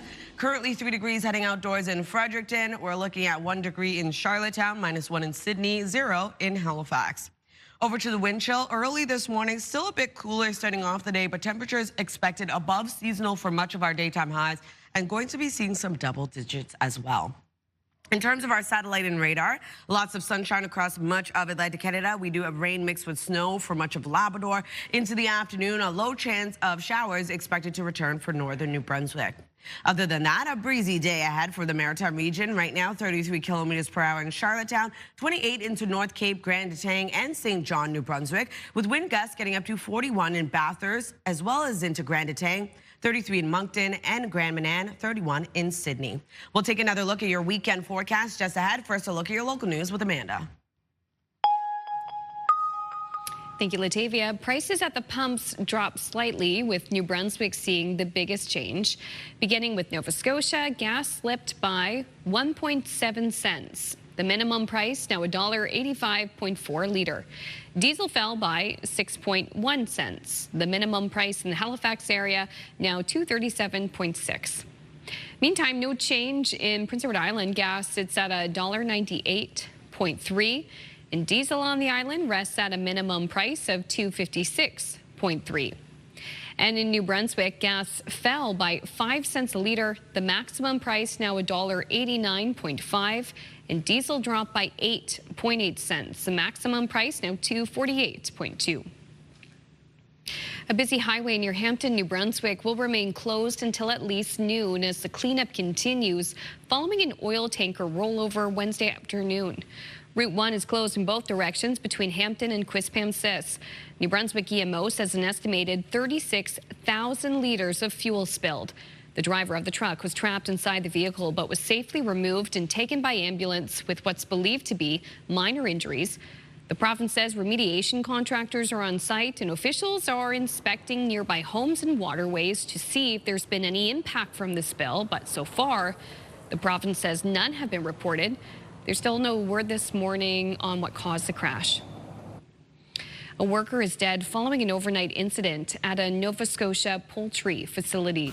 It happened at a production center in Glenmont, which is in the Annapolis Valley, north of Kentville. Nova Scotia's Department of Labor is investigating the incident as a workplace fatality. No further details are being made available at this point. The parents of a woman who was killed in Moncton in February were back in court to see one of the two accused. But there was no need to take her life and put her in a garbage bin. Because I didn't raise my daughter out of a garbage bin. The body of Melissa Price was found in a garbage bin at the bottom of a street on February 15th.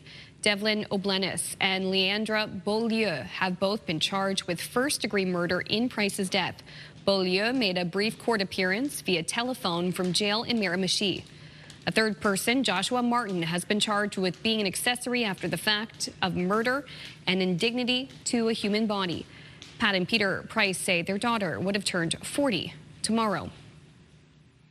21 long-term care facilities in Nova Scotia are set to go on strike this Monday.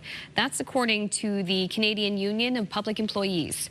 CUPE confirmed hundreds of long-term care workers will go on strike at 7 a.m. Monday, with more facilities expected to follow suit in the coming days. The union plans to submit its 48-hour strike notice today. During the strike, CUPE says care facilities will be reduced to essential services, which will vary depending on the site. CUPE and the province, which have been engaged in negotiations for months, had their final scheduled conciliation meeting in late March, but the union says they did not reach a deal. The future of Cape Breton's Celtic Lodge remains in limbo. It is incredibly disappointing that the federal government came to the decision that it wasn't going to be recommended as heritage property. Parks Canada says the cost of fully restoring the now closed main lodge is estimated at almost $70 million.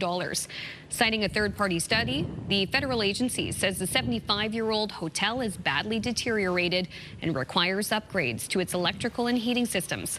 The study says there is a $58 million option to partially restore the Tudor style building, or it could be torn down for $11 million. Federal agency says it has yet to decide what to do, saying it has to consult with Gulf North, which leases the property and the adjacent golf course. Finally, a family was spending a day in nature near Tofino, BC, when they had a once-in-a-lifetime encounter. So it's rare enough to catch a glimpse of a cougar in the wild, let alone one that's swimming. The family's mother caught the moment on camera as the elusive animal swam alongside their boat. While it's rarely seen, cougars are known to swim to find new territory or to track prey. As long as it wasn't, you know, tracking the boat. Well, this is the thing. If you didn't know that they were, you might think, oh, he needs to be rescued. But you're like, oh, okay, what do we do? What? Who's going to pull him out? Oh, there he goes. Yeah, there you go. I have never seen a soaking wet. Is it a cougar? Yeah, cougar. Mm-hmm. Wow. Yeah. Fascinating. Fascinating. It is. And it's interesting. We're getting a few viewer texts, too, to our Move Morning Chat question about longest road trip. And there is one. They mention traveling from BC as well. You guys have done some really big That's a long one. That's a long one. Yeah. Sure. Still time to send us a text message at 10400. And we will share text messages later in the show. What is the longest road trip you've ever taken? Okay. We want to hear about it. All right, well, you can't drive to the Whipsnade Zoo, but we can take a free trip there right now, because guess what? They've got a brand new baby camel. Yay! It's really cute. Check it out. This is Sophia. Oh, my gosh. She's a Bactrian camel, and she brings the zoo's camel herds total to 8. They're a hairy camel, aren't they? Oh, my gosh, she's so cute. Her Sophie humps the are camel hairy. has 2 humps. Oh my gosh, she's so cute. She's named after Sophia Raffels, and she's the first woman to become a fellow of the Zoological Society of London back in 1826. The zoo itself will mark 200. Wow, she's gawky, isn't she? Look at She's those so long legs. gawky. The Sydney Zoo turns 200 this year. Her big sister Sally was born in 2024. She's got a 10-month-old half-brother Ivor. Wait, hold on. She's got a sister named Sally the camel. Sally the camel. She probably also has 2 humps. Yeah. Look at the legs on her. Oh my gosh. Wow. Now I want to do Alice the camel. So fun. You guys remember doing that as a kid? And then you like bump hips. Oh, there goes the fun. Oh my gosh. Yeah, way back in the day. Loved it. All right, I hope we have more animals on the show. Still ahead though. We do. I think that was it. I think so. Man. But you know what? Go out with a bang on a Friday. Yeah, we can't top that. No. Okay, Latavia's got the latest look at the forecast as we head into the weekend. Also, too, we'll have a Parisian-inspired recipe. Chef Steven Barrett has just returned from France, and he's here to make us a recipe inspired by his trip. And you might be surprised by what it is. Thumbs up. Those details just ahead.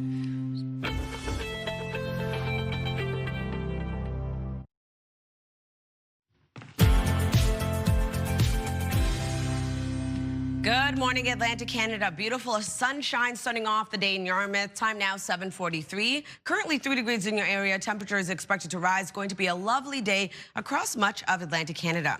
Temperatures already a bit warmer starting off the day. As of right now, it is 3 degrees as well in Fredericton. 1 degree in Charlottetown, 0 currently in Halifax, -1 in Sydney, as well as into Labrador City, -2 starting off your day in St. John's, Newfoundland.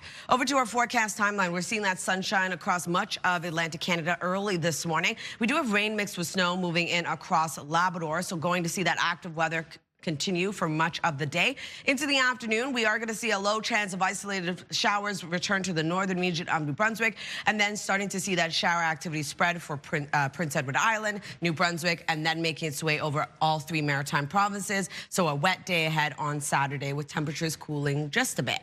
If you're wondering about snowfall totals, looking at around 0 to 2 centimeters for Campbellton. Also going to see around 2 centimeters of accumulation for much of Labrador, parts of Corner Brook. Over to our rainfall outlook, we are going to see accumulation there. Heaviest being 10 to 20 millimeters into northern New Brunswick, and pretty light amounts for Newfoundland and Labrador. Lots of sunshine expected in our forecast today for New Brunswick. A low chance of isolated showers into the northern region this afternoon. Other than that, daytime highs warming 6 to 16 degrees today, and wind gusts getting up to 40 kilometers per hour this afternoon. For Prince Edward Island, looking at a mix of sun and cloud, a low chance of isolated showers into the evening. Highs will range from 8 to 13 degrees. For Cape Breton, eastern Nova Scotia, also going to see a very sunny day ahead. Daytime highs will range from 4 to 14 degrees, and we are going to see that sunshine remain across Nova Scotia today, with highs between 9 to 15 degrees being the warmest into Kentville. For Labrador City, a high of -1. We have showers and flurries moving in across that part of the province. 5 degrees for St. John's, Newfoundland, and lots of sunshine for you as well. Saturday's forecast, we are going to see showers for much of the Maritimes. Into the afternoon on Saturday, we are looking at a low chance of isolated showers. And for Newfoundland, Labrador, seeing mixed precipitation expected. Sunday's forecast, going to be a sunny day ahead yet again for the Maritime region. We do have snow, and snow mixed with rain expected for Newfoundland and for Labrador. That's a look at your weather forecast. Going to head over to the kitchen with Crystal.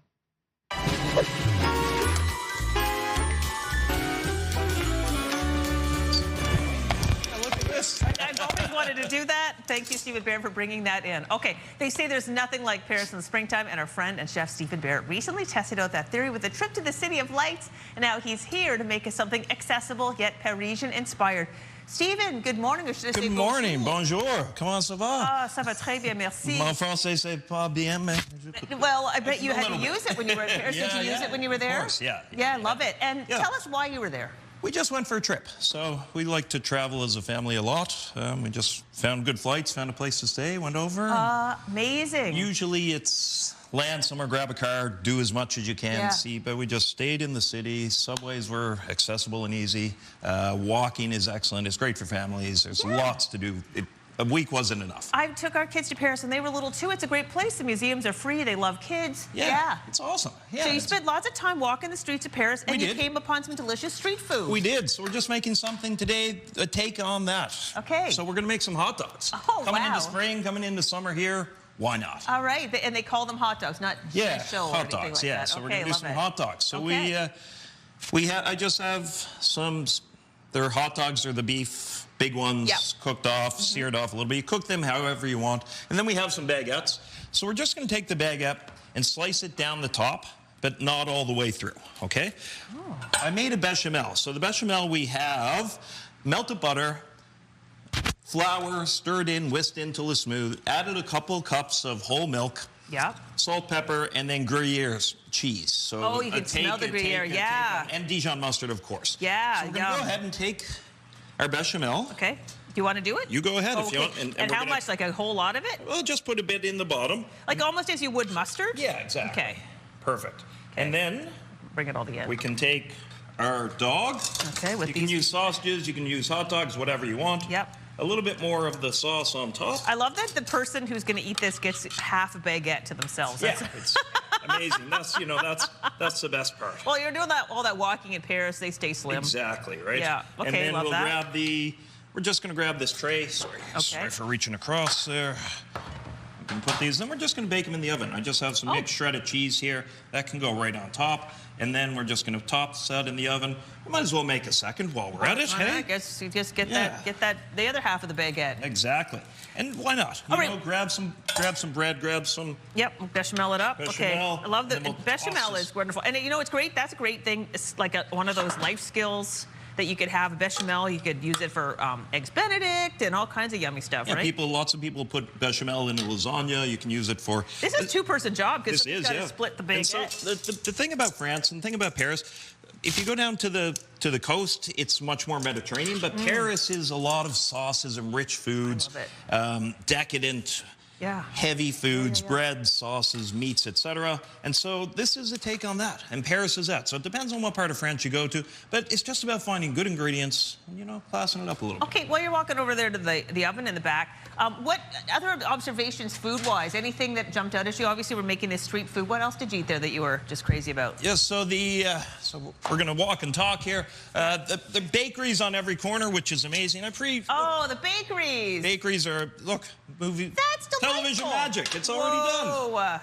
Yeah, so keep an eye on those. We do have a couple under the broiler. How long do you stick it in there for? Just a couple of minutes. So it's on the broiler. Be careful because direct heat. And then we can go ahead and we can just... What's that? These are just some chives. Oh, wow. We have some mustard and ketchup if you want, but... Oh.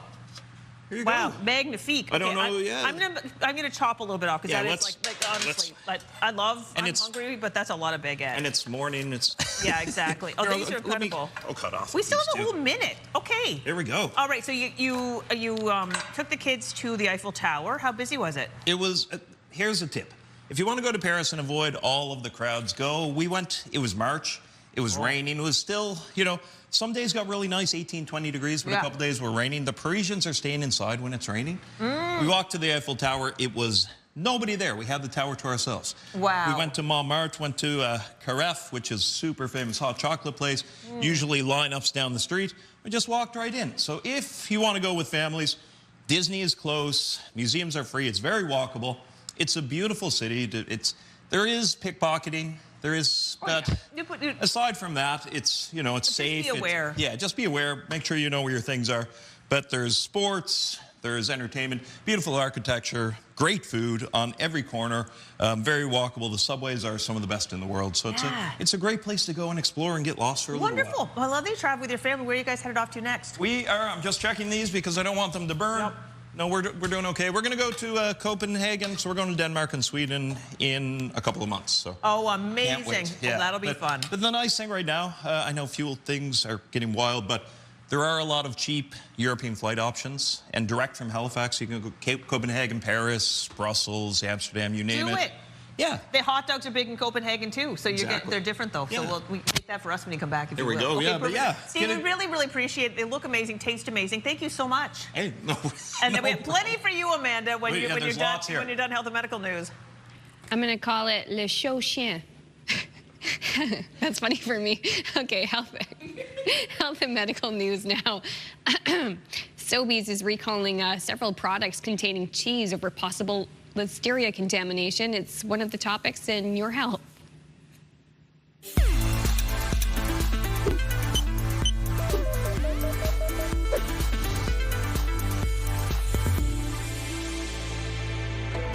The Canadian Food Inspection Agency says the items were sold nationwide except in Quebec. Affected foods include cauliflower cakes, pasta salads, and various prepared items at Thrifty Foods in BC. No illnesses have been reported so far, but officials warn contaminated food may not appear spoiled but can still cause sickness. April is Cancer Awareness Month, and a national advocacy group is urging governments to introduce measures to make treatment more efficient. The Canadian Clinician Advocacy Forum says governments could begin working on 3 actions right away, which would help clinicians provide better care for those with cancer. It's calling for easier ways to share facilities and services across jurisdictions, cutting bureaucracy and administrative tasks which eat up physicians' time, and a more streamlined process for reviewing and approving new cancer treatments. It actually takes an average of another 628 days or 21 months for the mandatory economic evaluation and price negotiations that have to happen. Then on top of that, additionally, it takes about another 3.5 months or 107 days to actually make that treatment available to our patients. And those delays are absolutely critical in the timing of cancer treatment for our patients. The group is urging governments to commit to an ambitious 30-day time frame for new cancer treatments from the time a price agreement is reached with pharmaceutical companies to actual hospital use.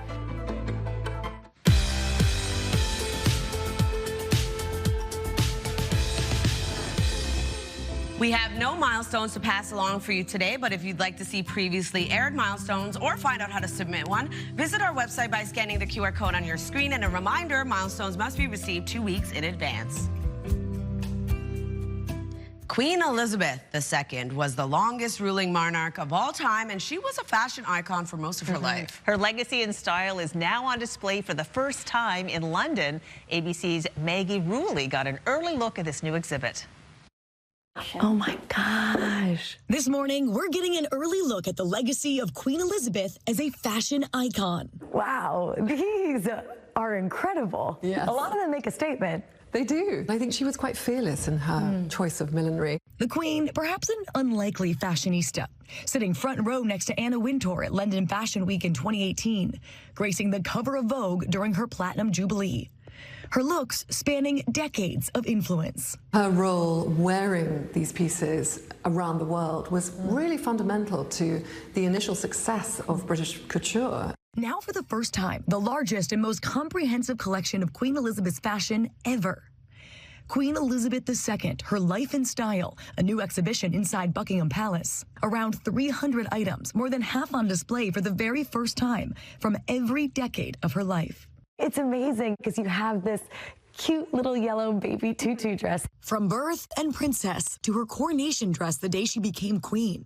And then there's this dress, her coronation dress. When you can see the sparkle from across the room, it's still incredible. It is. It looks almost as fresh as the day it was made back in 1953. Her wedding dress when she married Prince Philip. Wow, look at this. It's still stunning. Oh, it's incredible. Couture evening wear, a white gown worn at a state banquet for President Eisenhower in 1957. And everywhere at the exhibit, color. Standing out in a crowd was really important. People turned out to see her. She would be visible and they would have that connection to her. And it was really just amazing to see the details on those dresses up close. And the conservator who works on them told us that due to the degradation of the silk, this could be the last time anyone is able to see the Queen's wedding dress displayed in this way. Maggie Rulli, ABC News, London. Taking a look at our weekend forecast, a high of 12 degrees today. Lots of sunshine for New Brunswick. We do have a low chance of shower activity into the northern region this afternoon. Rain and or snow across the province into the evening. Saturday, looking at a high of 6 degrees. Showers and or flurries continue. On Sunday, sunshine returns, warming up to 10 degrees. For Nova Scotia today, looking at a high of 12 degrees. Lots of sunshine. Showers return across the province on Saturday with a high of 9. 8 degrees on Sunday. Sunshine returns for much of the province. We do have a low chance of isolated flurries for Cape Breton. And then for Prince Edward Island, 10 degrees today with a mix of sun and cloud, a low chance of showers into the evening. 9 degrees on Saturday with showers, and then showers clear, leaving sunshine on Sunday with a high of 7.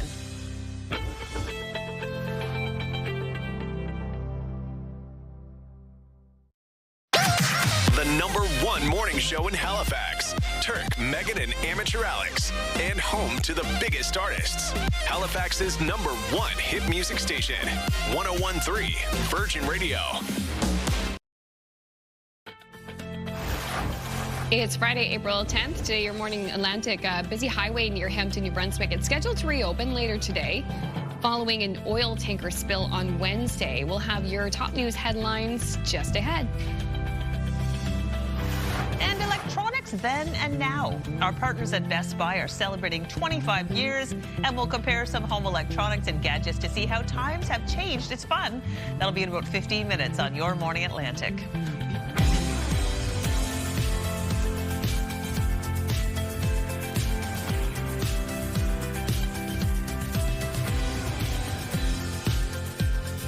Wow, 25 years of Best Buy makes me think about when you would go in and you'd look for your iPod Nano. Which color are you gonna get? Your new wired headphones. That's a 2001, 25 years ago. 2001. What was going on in 2001? Yeah, definitely you would have been listening to like Oops, I Did It Again, and other Britney Spears favorites would be been playing on that iPad Nano back then. Wow. I know. Yeah, Will Smith, Millennium. There you go. The height of American Idol. Spice Girls. Wasn't that Spice? Oh, that's going to be 90s. Was it just 90s? Oh, yeah, mid-90s, Well, then I would if you say. like the Spice Girls, you could still listen to them in the early 2000s. Oh, I still listen to them today. Yeah, some songs still hold up. I wonder if anyone still has that Spice Girls gum that you could get back in the day. I didn't even know they had I have one of the lollipops. Do you remember the lollipops? Yeah. I would never eat it today, but I did find it in my toys. Oh my God, you still have it? Yeah. Oh my gosh, bring it in. Bring it in. Oh my gosh, that's so cool.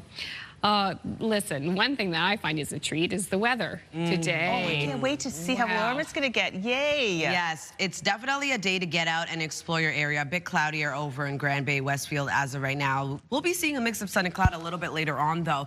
But we are going to see the warmest day of the work week today as temperatures warm up into the afternoon for our daytime highs.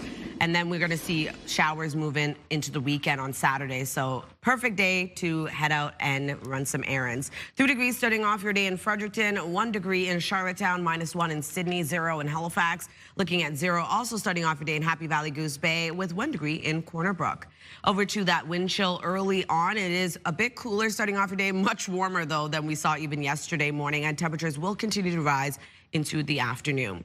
Lots of sunshine starting off the day for much of the region. We do have a snow mixed with rain across much of Labrador early this morning. We are going to see a low chance of isolated showers for the northern region of New Brunswick. A bit breezy starting off your day for parts of the Maritime region. As of right now, 33 kilometers per hour in Charlottetown, 28 in Grand Etang, as well as into North Cape, 26 in Miramichi. Wind gusts getting up to 41 kilometers per hour this morning in Bathurst, 35 in Miramichi, 33 in Moncton and Grand Manan. We'll take another look at your weekend forecast just ahead. First, a look at your local news with Amanda. Prices at the pumps have dropped slightly, with New Brunswick seeing the biggest change. Starting with Nova Scotia, gas slipped by 1.7 cents. The minimum price now $1.85.4 a litre. And diesel fell by 6.1 cents. The minimum price in the Halifax area now $2.37.6. Meantime, no change in PEI. Gas sits at $1.98.3, and diesel on the island rests at a minimum price of $2.56.3. And in New Brunswick, gas fell by 5 cents a litre.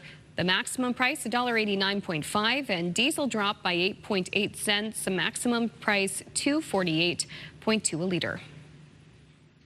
A busy highway near Hampton, New Brunswick will remain closed until at least the noon hour as the cleanup continues following an oil tanker rollover Wednesday afternoon. Route 1's closed in both directions between Hampton and Quispamsis. EMO says an estimated 36,000 liters of fuel spilled. The driver of the truck was also trapped inside the vehicle but was safely removed and taken by ambulance with what's believed to be minor injuries. The province says remediation contractors are on site and officials are also inspecting nearby homes and waterways to see if there's been any impact from the fuel spill. So far, the province says none have been reported. The parents of a woman who was killed in Moncton in February were back in court to see one of the two accused. But there was no need to take her life and put her in a garbage bin. Because I didn't raise my daughter out of a garbage bin. The body of Melissa Price was found in a garbage bin at the bottom of a Moncton street on February 15th. Devlin Oblenis and Leandra Beaulieu have both been charged with first-degree murder in Price's death.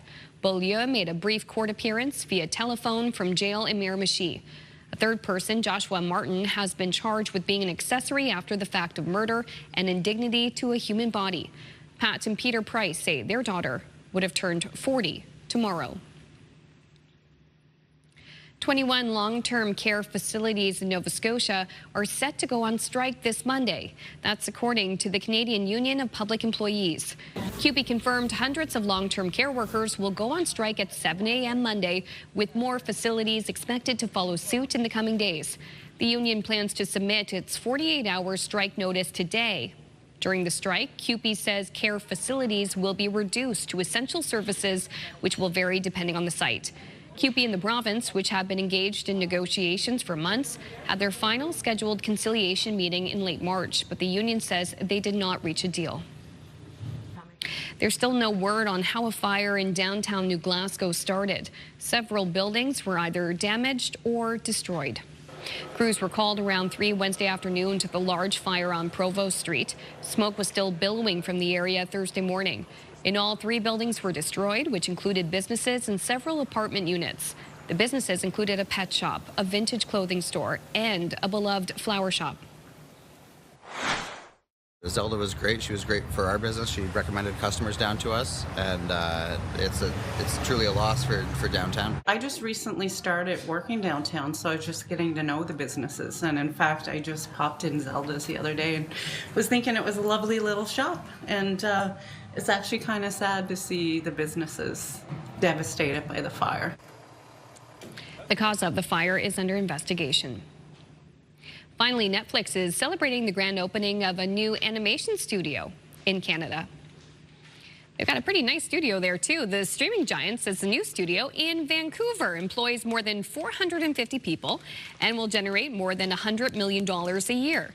Netflix says the next big project the studio is working on is the feature film titled Steps, which is a reimagining of the story of Cinderella's stepsisters, and that's going to feature the voices of Ali Wong and Amanda Seyfried. Isn't that cool? It's a nice-looking studio, even just to see this part. Like, is this for the staff? Nice. I want this for. Oh, they have a cafeteria. I know. Very nice. Gosh, I wonder if they're hiring. I love that. You would have to go to Vancouver, but yeah, this is a new animation studio that they have. So but fun. Like, oh my gosh, who wouldn't want a cafe like that? Ooh, That's right? K-pop Demon Hunters. Oh, okay. It is. Yes, yeah. It is. Do I recognize that cat? Okay, this is real, all right? And it's a story for baseball fans. It's hard to believe it's real. Pope Leo is a White Sox fan, so the team is issuing a limited release papal mitre. That's the hat. That plans to give these out at a game to people who buy a special package for the August 11th specifically. Their seats will be in a designated section. The first American pontiff, Pope Leo, is from a Chicago suburb. He wears White Sox hat sometimes. I thought it was going to be just like a White Sox hat, but it's a mitre. It's a Pope hat. Wow. What do you do with it after after you can't wear it? I guess souvenir, just save it. I guess. I mean, that is for a very specific fan. A very specific fan. Certainly, maybe everybody in the section will be members of the clergy, you know, because that would probably be, I don't know. What an interesting idea. Yeah. I didn't know an ordinary person could wear a mitre. Right? I also love the word mitre, and I got a chance to use it today. So oh, mitre. You don't get to use that word every day. No. Mitre. Mitre. That's fun to say. It's a foldable hat. That's what it is. Boy, we're having a great Friday. We really are. Still ahead, we're going to visit our partners at Best Buy to help them mark 25 years. And Latavia has the latest look at the full forecast. This is why we're so happy. Some double-digit highs. Bring it on. Some sunshine. Churro, you are looking mighty nice this morning. The forecast right after this.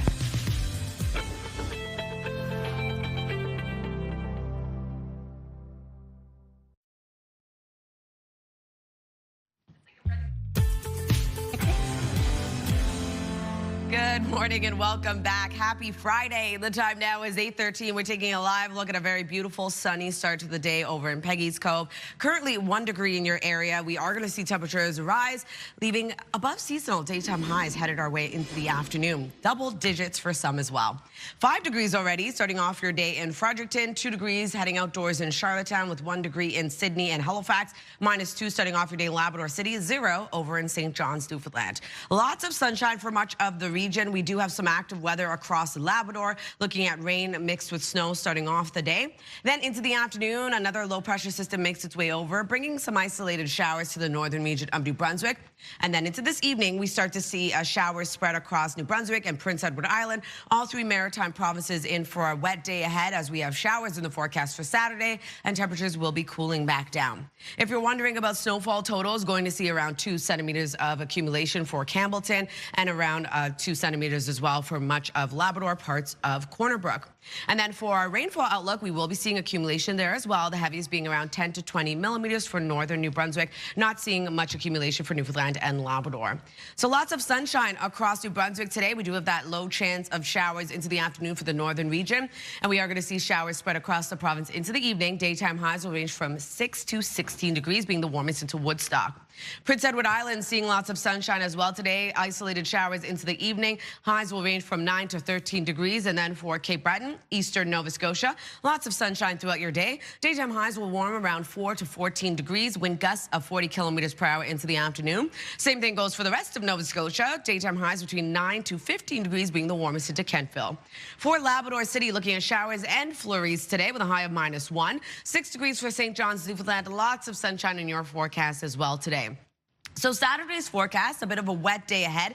Into the afternoon, though, those steady showers are going to transition over to a low chance of isolated showers. And into Newfoundland and Labrador, we will be seeing a bit of mixed precipitation, looking at showers and or flurries for Newfoundland. For our forecast on Sunday, we are going to see sunshine return, but we do have temperatures cooling back down yet again. Still remaining seasonal for the most part, though, for the maritime region. Snow and or rain moves in for Newfoundland and Labrador. That's a look at your weather forecast. Going to throw things over to Amanda. Thanks, Latavia. The Middle East remains on edge this morning ahead of planned ceasefire talks between the U.S. and Iran. Negotiators for the two sides are expected to sit down tomorrow and try to find common ground despite a chasm of difference in outlooks. For more on this, we bring in CTV's Scott Hurst. Scott, what is the latest you can tell us on the war in Iran, the ceasefire, and also the peace talks coming up this weekend? A lot to get to. A lot to get to, Amanda. Good morning. The high-stakes talks between the U.S. and Iran are set to take place. They're still on track to happen in Pakistan this weekend. But the violence in Lebanon is threatening the already shaky deal, with Israel and Hezbollah continuing strikes with the Iran ceasefire hanging in the balance. Now, the U.S. and Israel have maintained that Lebanon was never part of the agreement, but that has angered Iran, who insists attacking Lebanon is off limits as part of the ceasefire. Now, Israeli Prime Minister Benjamin Netanyahu has authorized direct talks with Lebanon aimed at disarming Hezbollah and bolstering the shaky truth. Now, yesterday, Prime Minister Carney was asked about the ceasefire, and he said the ceasefire needs to include Lebanon. In the meantime, Iran has maintained its tight grip on the Strait of Hormuz. It's been another major point of contention since the ceasefire was announced, Amanda. We were reporting earlier that the price of gas and diesel just slipped ever so slightly here in the East Coast, but gas and diesel prices still very high. How are Canadians continuing to feel the impact of this conflict financially? Amanda, those prices are still higher than where they were at the beginning of this war. And CTV News has spoke with a rideshare driver who says gas prices are cutting into already thin margins. Just another way they're impacting Canadians in many different ways. And some drivers are reportedly turning down calls if they think it's not worth the cost of fuel. Now, you might be scrambling to a gas station today because of the drop, still higher than before the war broke out, and this relative reprieve expected to be short-lived. Now, Conservative leader Pierre Poilievre has called for a fuel tax holiday, demanding the Liberal government suspend gas taxes to give Canadian families a break at the pumps. But it's not just getting to work or taking your kids to school or practice. The offset of the rising cost of jet fuel is impacting vacations as well, with several Canadian airlines implementing surcharges on flights. And beginning soon, Amazon will charge some sellers a 3.5% surcharge on delivery. So, Amanda, Canadians are feeling the impact far and wide, impacting the economy and impacting our own bottom lines as well. Wow, another increase there with Amazon. Scott, thank you so much for your time this morning. Thanks, Amanda. CTV Scott Hurst reporting for us live from our national newsroom in Toronto. We're about to take a break here on Your Morning Atlantic. When we return, Crystal is headed over to our partners at Best Buy to take a look back at 25 years. That's coming up. Please stay with us.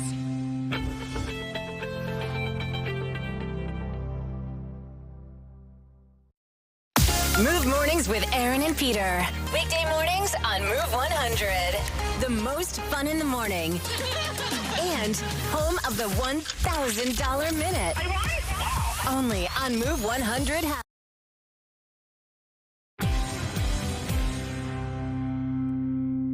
We are at Best Buy, and I'm joined again by our friend of the show, Catherine. And today is a fun day. We're celebrating a big anniversary. Yes, thanks so much for having me on again. We are celebrating 25 years of Best Buy. So Best Buy first opened its doors in 2001. So we wanted to celebrate how technology has evolved over the last 25 years and how it continues to evolve. That is a super fun segment. I love it. What the high heck is happening here? This is so interesting. So these are very cool. So if we think back early 2000s, you were just picking up any pair of stylish sunglasses. Now we have these Meta Ray-Ban sunglasses.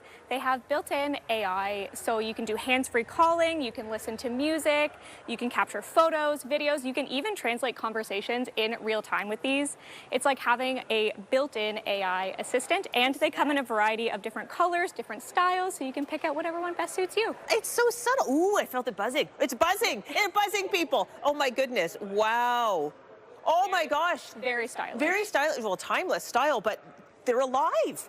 That's fascinating. Wow. Those are super cool. Now, I'm sure a lot of us can relate to having our wired headphones tangled and the struggle of trying to get those untangled so you can listen to your music.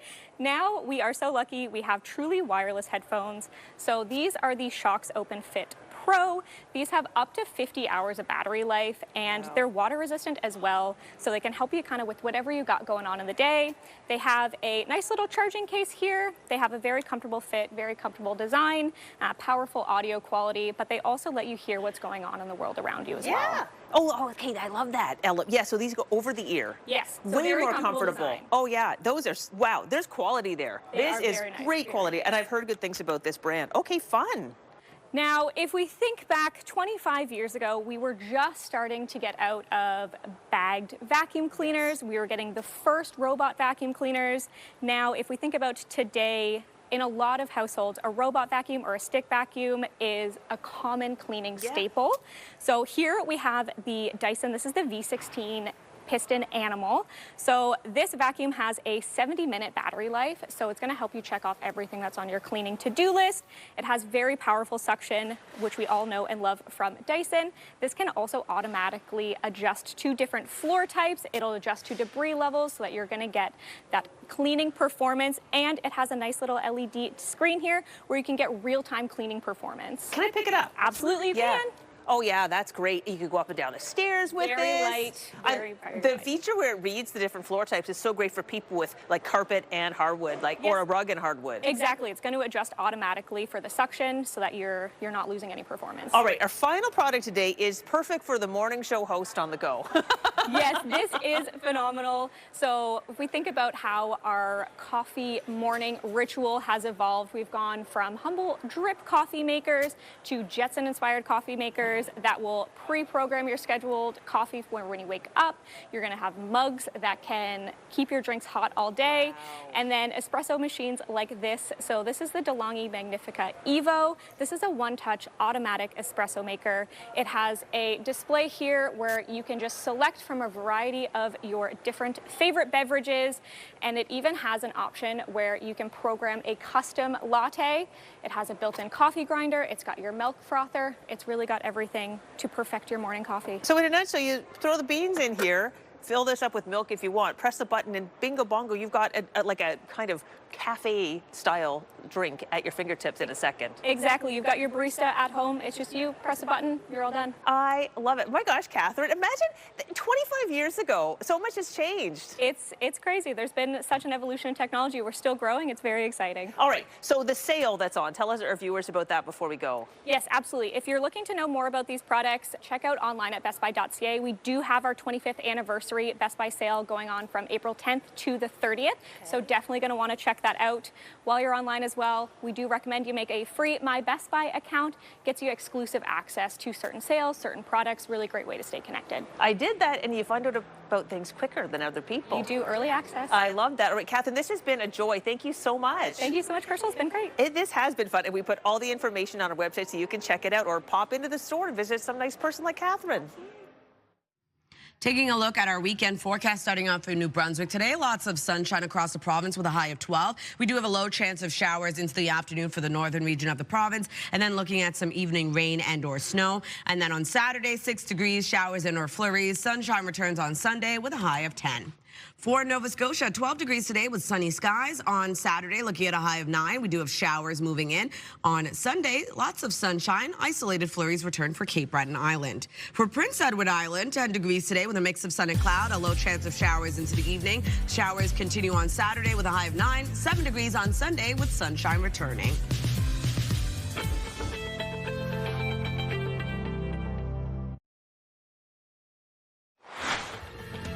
Still have this Friday, Make Every Bite Count. We'll find out how a major chocolate company is giving back to Canadian families. Those details just ahead on the Friday edition of Your Morning Atlantic.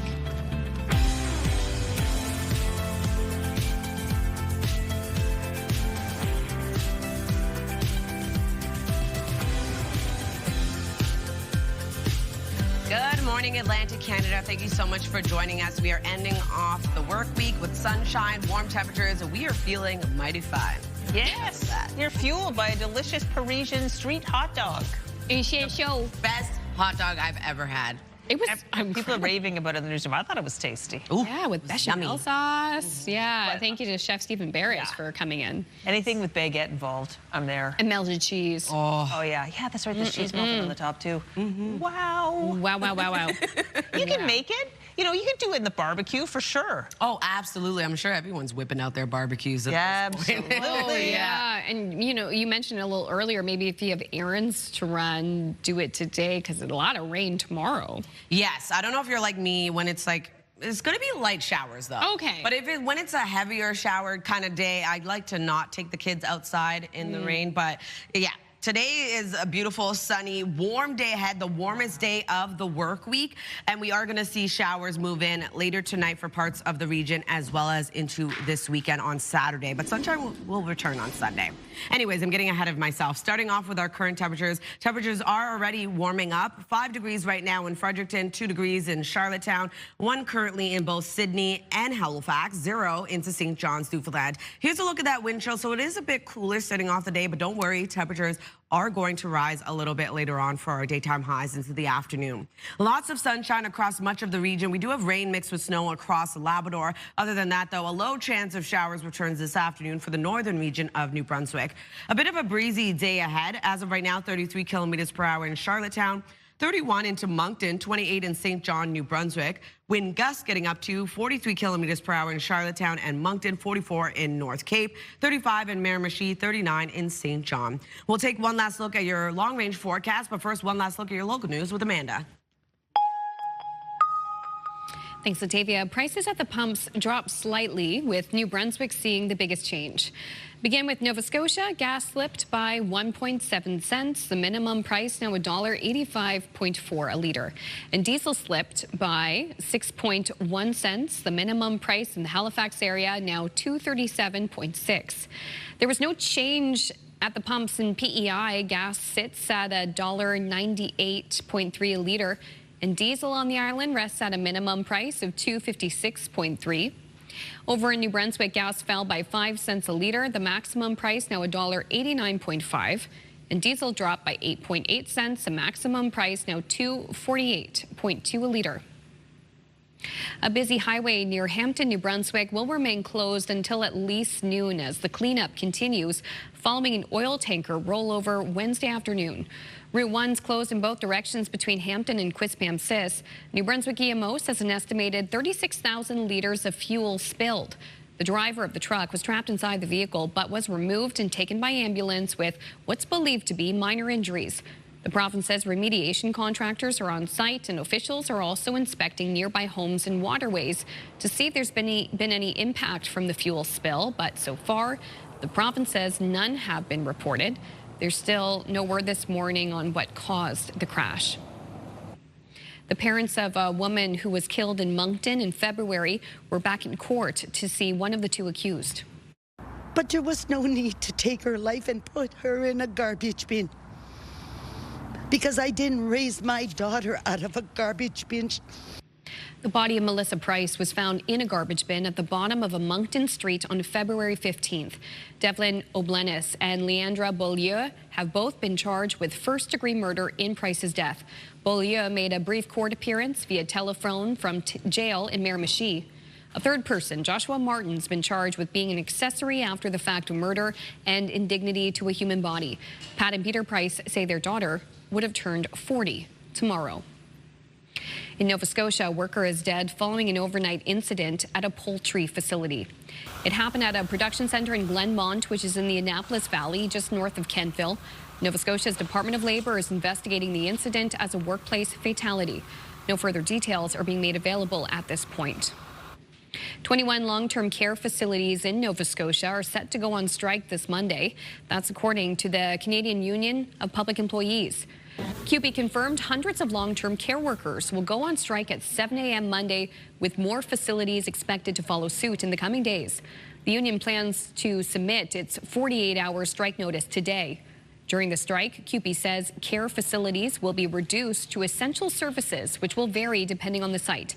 CUPE and the province, which have been engaged in negotiations for months, had their final scheduled conciliation meeting in late March, but the union says they did not reach a deal. To the ice now, Nathan McKinnon has scored his career-high 52nd goal of the season. Habs have it, Natchez to McKinnon, scores! The Cole Harbour native scored into an empty net and had 2 assists to help the Colorado Avalanche clinch the NHL's top seed for the postseason with a 3-1 win over the Calgary Flames. It's the 4th time Colorado has won the President's Trophy for the best record in hockey. Finally, an organization tracking a mysterious and mythical creature says there have been multiple reports in southwestern Ontario. 3 reported Bigfoot sightings have popped up on the U.S.-based Bigfoot Mapping Project. A Sasquatch was supposedly seen lurking in these woods in the Chatham-Kent area. Local reaction? It's mixed. I've heard and seen a lot of odd things, but no, Bigfoot has not been one of them, I'm afraid. Well, people sound pretty serious about this. Why are they serious about this? Oh, I think it's silly. Everything is possible. The Bigfoot said to be roaming the woods of southwestern Ontario, which is described as 8 feet tall with cinnamon hair.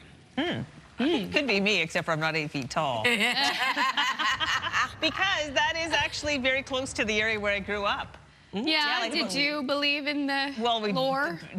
It was never mentioned. This is the first I've heard of it being something you'd see in southwestern Ontario. Oh, wow. Yeah, interesting. You never know. You never know. Well, would you like to see a giant dragon? Yeah. It's made out of metal, though. It's not okay. real. Okay. It has glowing red eyes, though. That's At least you can see it. Yeah, you can see it. There it is. Wow. It's named Goldspar, and he's believed to be the largest steel dragon in the world at 26 feet tall, 70 feet long, and weighs about 17,000 pounds. So that's 7,700 kilograms. Whoa. The artist Kevin Stone says the project took more than a year and a half. It's made from thousands of individual steel components, and this dragon was a commission. It's headed to a resort in Wisconsin. That is so cool. What kind of resort in Wisconsin? I don't know. For fans of Fourth Wing. Beautiful, though. It might be like the Great Bear Lodge or something like that. Like I don't know that that's a place, but there's a place like that, like a big amusement park kind of thing there. Oh, wow. Interesting. Yeah. Is it like a Game of Thrones thing? I don't know. It's beautiful. Like, it's well executed. Yeah. How are they going to move it? That, we'll find out. We have a lot of questions. Maybe in pieces. Interesting. I'm going to look into it, see if I can find a knight's going to come in with like a sword and break it down. Slice it down. All right, now we're going to talk about events taking place in our neck of the woods into the weekend. So we'll start off. You can come out and enjoy some 80s rock in Moncton on April 11th. Spandex Heroes of the Heart Tour takes the stage at Capitol Theater. 3 bands, 1 stage, leather pants, big hair, and an unforgettable night. Whoa. Sounds like a great time. This up right now. Right? The concert starts at 7:30 p.m. For tickets, head over to Capitol Theater's website. And the annual Pinch Penny Fair takes place this weekend in Charlottetown. This will be Saturday, April 11th from 10 a.m. until 1. You can come out and shop the giant yard sale. What? Sounds right up our alley, ladies. There will be books, sporting goods, toys, plants, jewelry, and so much more. For additional details, head over to their website. And you still have one last chance, there we go, to see Summerland at the Pond Theater in Halifax this weekend. You can come out on Saturday, April 11th, to hear a haunting true story of a well-known spirit photographer from the 19th century, Spooky. For tickets, head over to their website as well. And if you have an upcoming event, send us the details. We'd love to promote it on the community calendar, Your Morning Atlantic at ctv.ca. You know, another event tonight, the 7th annual Enterprise Kaylee and Casino in support of Sport Nova Scotia and the good work that they do. It's happening at Casino Nova Scotia in downtown Halifax tonight. Amazing. And I'm going to be emceeing it for the 4th, I think it's the 4th year in a row I've gone. Good for you. Oh my gosh, it is so much fun. There's guest dealers there as well. So many prizes to win. Great cause. George Street's a live band. It's going to be a great time. I can't wait to be staying up late. And I'm going to be there too. Before we go to break real quick, tomorrow is I Love Downtown Dartmouth Day. So if you go to Downtown Dartmouth, most of the shops have specials and deals and things like that. So I'll be checking that out. I love that. Yes. All right, we're going to take another break on this Friday, but coming up, making every bite count. After Latavia's forecast, we'll learn more about a Cadbury initiative to help Canadian families. We'll have that conversation just ahead on the Friday edition of Your Morning Atlantic.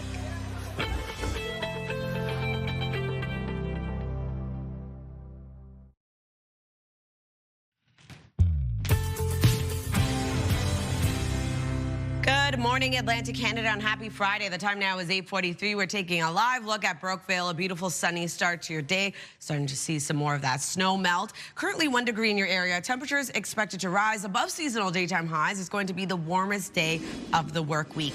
Temperatures already beginning to slowly rise starting off your day. A bit cooler for other areas, but as of right now, 5 degrees heading outdoors in Fredericton, 2 degrees in Charlottetown, 1 in both Halifax and Sydney, -2 starting off your day in Labrador City, and 0 into St. John's, Newfoundland. Here's a look at our forecast timeline. We're seeing sunshine early this morning for much of Atlantic Canada. We do have some active weather, though, tracking across Labrador. Rain mixed with snow early this morning. We'll taper off to showers and or flurries into the afternoon. And then into the afternoon, we have another system making its way over. A low chance of some isolated showers for the northern region of New Brunswick. Then into tonight, isolated showers spread across parts of the Maritime region. All 3 Maritime provinces seeing a wet day ahead on Saturday, looking at showers starting off your day. If you're wondering about snowfall totals, only seeing around 2 centimeters of accumulation for Campbellton, across Labrador, and 4 parts of Newfoundland. And then into our rainfall outlook, we are going to see the heaviest being 10 to 20 millimeters for Edmonton and Bathurst, not seeing any totals accumulate for Newfoundland and Labrador. For our forecast today for New Brunswick, a mix of sun and cloud. A low chance of showers returns into the afternoon for the northern region of the province. Daytime highs will warm from 6 to 16 degrees, being the warmest into Woodstock. Prince Edward Island, lots of sunshine today. A low chance of isolated showers into the evening. Highs between 9 to 13 degrees. Wind gusts of 40. For Cape Breton, eastern Nova Scotia, sunshine throughout your day as well. Highs will warm from 4 to 14 degrees, being the warmest to Truro. And we are going to see sunshine sticking around throughout the day for the rest of Nova Scotia, with highs between 9 to 15 degrees. Wind gusts picking up to 40 kilometers per hour this afternoon. For Labrador City, a high of -1 today. Showers and flurries across this part of the province. 6 degrees for St. John's, Newfoundland. Lots of sunshine throughout your day. So Saturday's forecast, temperatures start to cool back down a bit. Remaining seasonal for parts of the region, though. We do have showers starting off the day. We'll taper off to a low chance of showers into the afternoon for the Maritime region. We are looking at some flurries and or showers for Newfoundland and Labrador. Into Saturday night, we start to see the system break down, still holding on to a bit of shower activity for parts of the Maritime region. Snow and rain will continue into the forecast for Sunday for Newfoundland and Labrador. For the Maritime region, sunshine returns and temperatures warm up 1 to 2 degrees. Crystal. Thanks, Latavia. It's 8:45. Now, Cadbury is giving back to Canadian families in need with their latest campaign. To find out how we can make every bite count, we welcome back our partner, lifestyle contributor Taylor Kay. Good morning, Taylor. Good morning. Anytime I get to partner with chocolate, I'm here, and I'm glad to be partnering with Cadbury again. Wonderful, and it seems like it's for a very good cause. Tell us more about Cadbury turning chocolate purchases into real meals for Canadians. Well, you know what? The need for food banks is real. It's at an all-time high with nearly 2.2 visits every month. And food insecurity, we know, it's not always visible. It affects people like, in our own communities, neighbors, friends, and coworkers. So Make Every Bite Count is important because they help provide meals, awareness, and encourage Canadians in a meaningful way. Okay. Let us know, how does the campaign work? So, it's really simple, and I'll tell you how much money that they're supporting, too. Cadbury is contributing a total of $200,000 to Food Banks Canada and select affiliate food banks.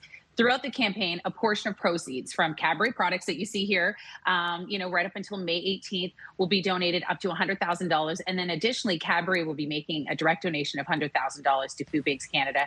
What you're seeing here is a hockey culture, like the campaign inspired by hockey culture, where Make Every Bite Count transforms jersey numbers into real numbers and staggering stats behind food insecurity in Canada. And why the hockey? Well, they've teamed up with hockey standouts Nazim Kadri and Marie-Philippe Poulin for the campaign. So all those numbers there you're seeing on the jerseys are actually stats. Wow. It certainly does illustrate that the need is so high. We have so many stories in the news about the demand being really higher than ever, with the cost of living being so challenging for people right now.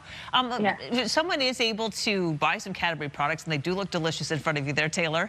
Yes. Is it as simple as when you purchase those products that Cadbury takes care of the donation process? They take care of that donation process, and I will say the parent company, which is Mandalese, they have been a longstanding partner of Food Banks Canada. They've helped donate more than 22 meals since 2013. So really, you can just support the Make Every Bite Count just by purchasing your favorite Cadbury product at your local retailer or Amazon. My daughter's going to a birthday party this weekend, and with tweens and teens, so we've got a little treat for Cadbury treats. So we're going to be giving back with also a little present. So we've got my favorite, I would say, are the mini eggs. I don't know, did any last in your house after this past weekend? I kind of roped my husband into buying an extra bag for baking, and I was able to get away with just some of the other bags. So we have a giant bag, and I was just thinking, I'm going to store them because they are delicious. They are so good. I'm a big fan of the classic dairy milk. Something about the recipe of the chocolate for Cadbury, it's just so creamy. Yes, well, there were 5 bars here. I don't know where the other went. Was it me? Was it the kids? I don't know. It was me. Okay, it was me. It's fine. So. I know. If we got a second to wax poetic here on it, I really love the fruit and nut bar. Ordinarily, you can't get me to eat raisins to save my life, but in the fruit and nut bar, bring it on. We mix it with chocolate. Everything makes chocolate better. And with Make Every Bite Count, it's making, people's lives a lot easier with them giving back and with the donation. Definitely. I wanted to clarify something before we move on. It's really as simple as any store that's if you buy Cadbury products basically anywhere.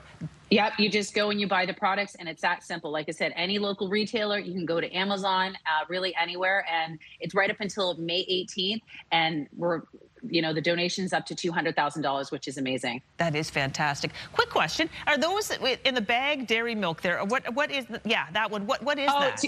Do you want your fruit and you want your fruit and nut? Yes. I've got your fruit and nut. I've got the mini eggs, and then I've got the milk chocolate. So you've got really all the bars in this. Really, Crystal, you could do all of them just in this bag, right? It's a fun size. They're all individual little bars inside that bag. They're fun size, and it's a fun time eating 3 in a row. I'm going to be honest. It's okay. Well, you know what? I love that. It's a great mix. All right. Well, Taylor, we really appreciate you telling us about this opportunity to support food banks by eating something delicious. Yeah. Exactly. Thank you. All right. That was our lifestyle contributor, Taylor Kay. We're going to take a break. We've got about 2 minutes in that break. We also have information about this on our website, too, if you want to check it out. But when we come back, we'll wrap up the show. We'll see you then.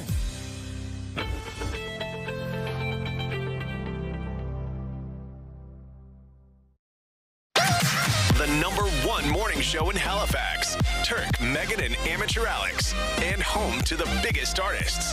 Halifax's #1 hit music station. 101.3 Virgin Radio.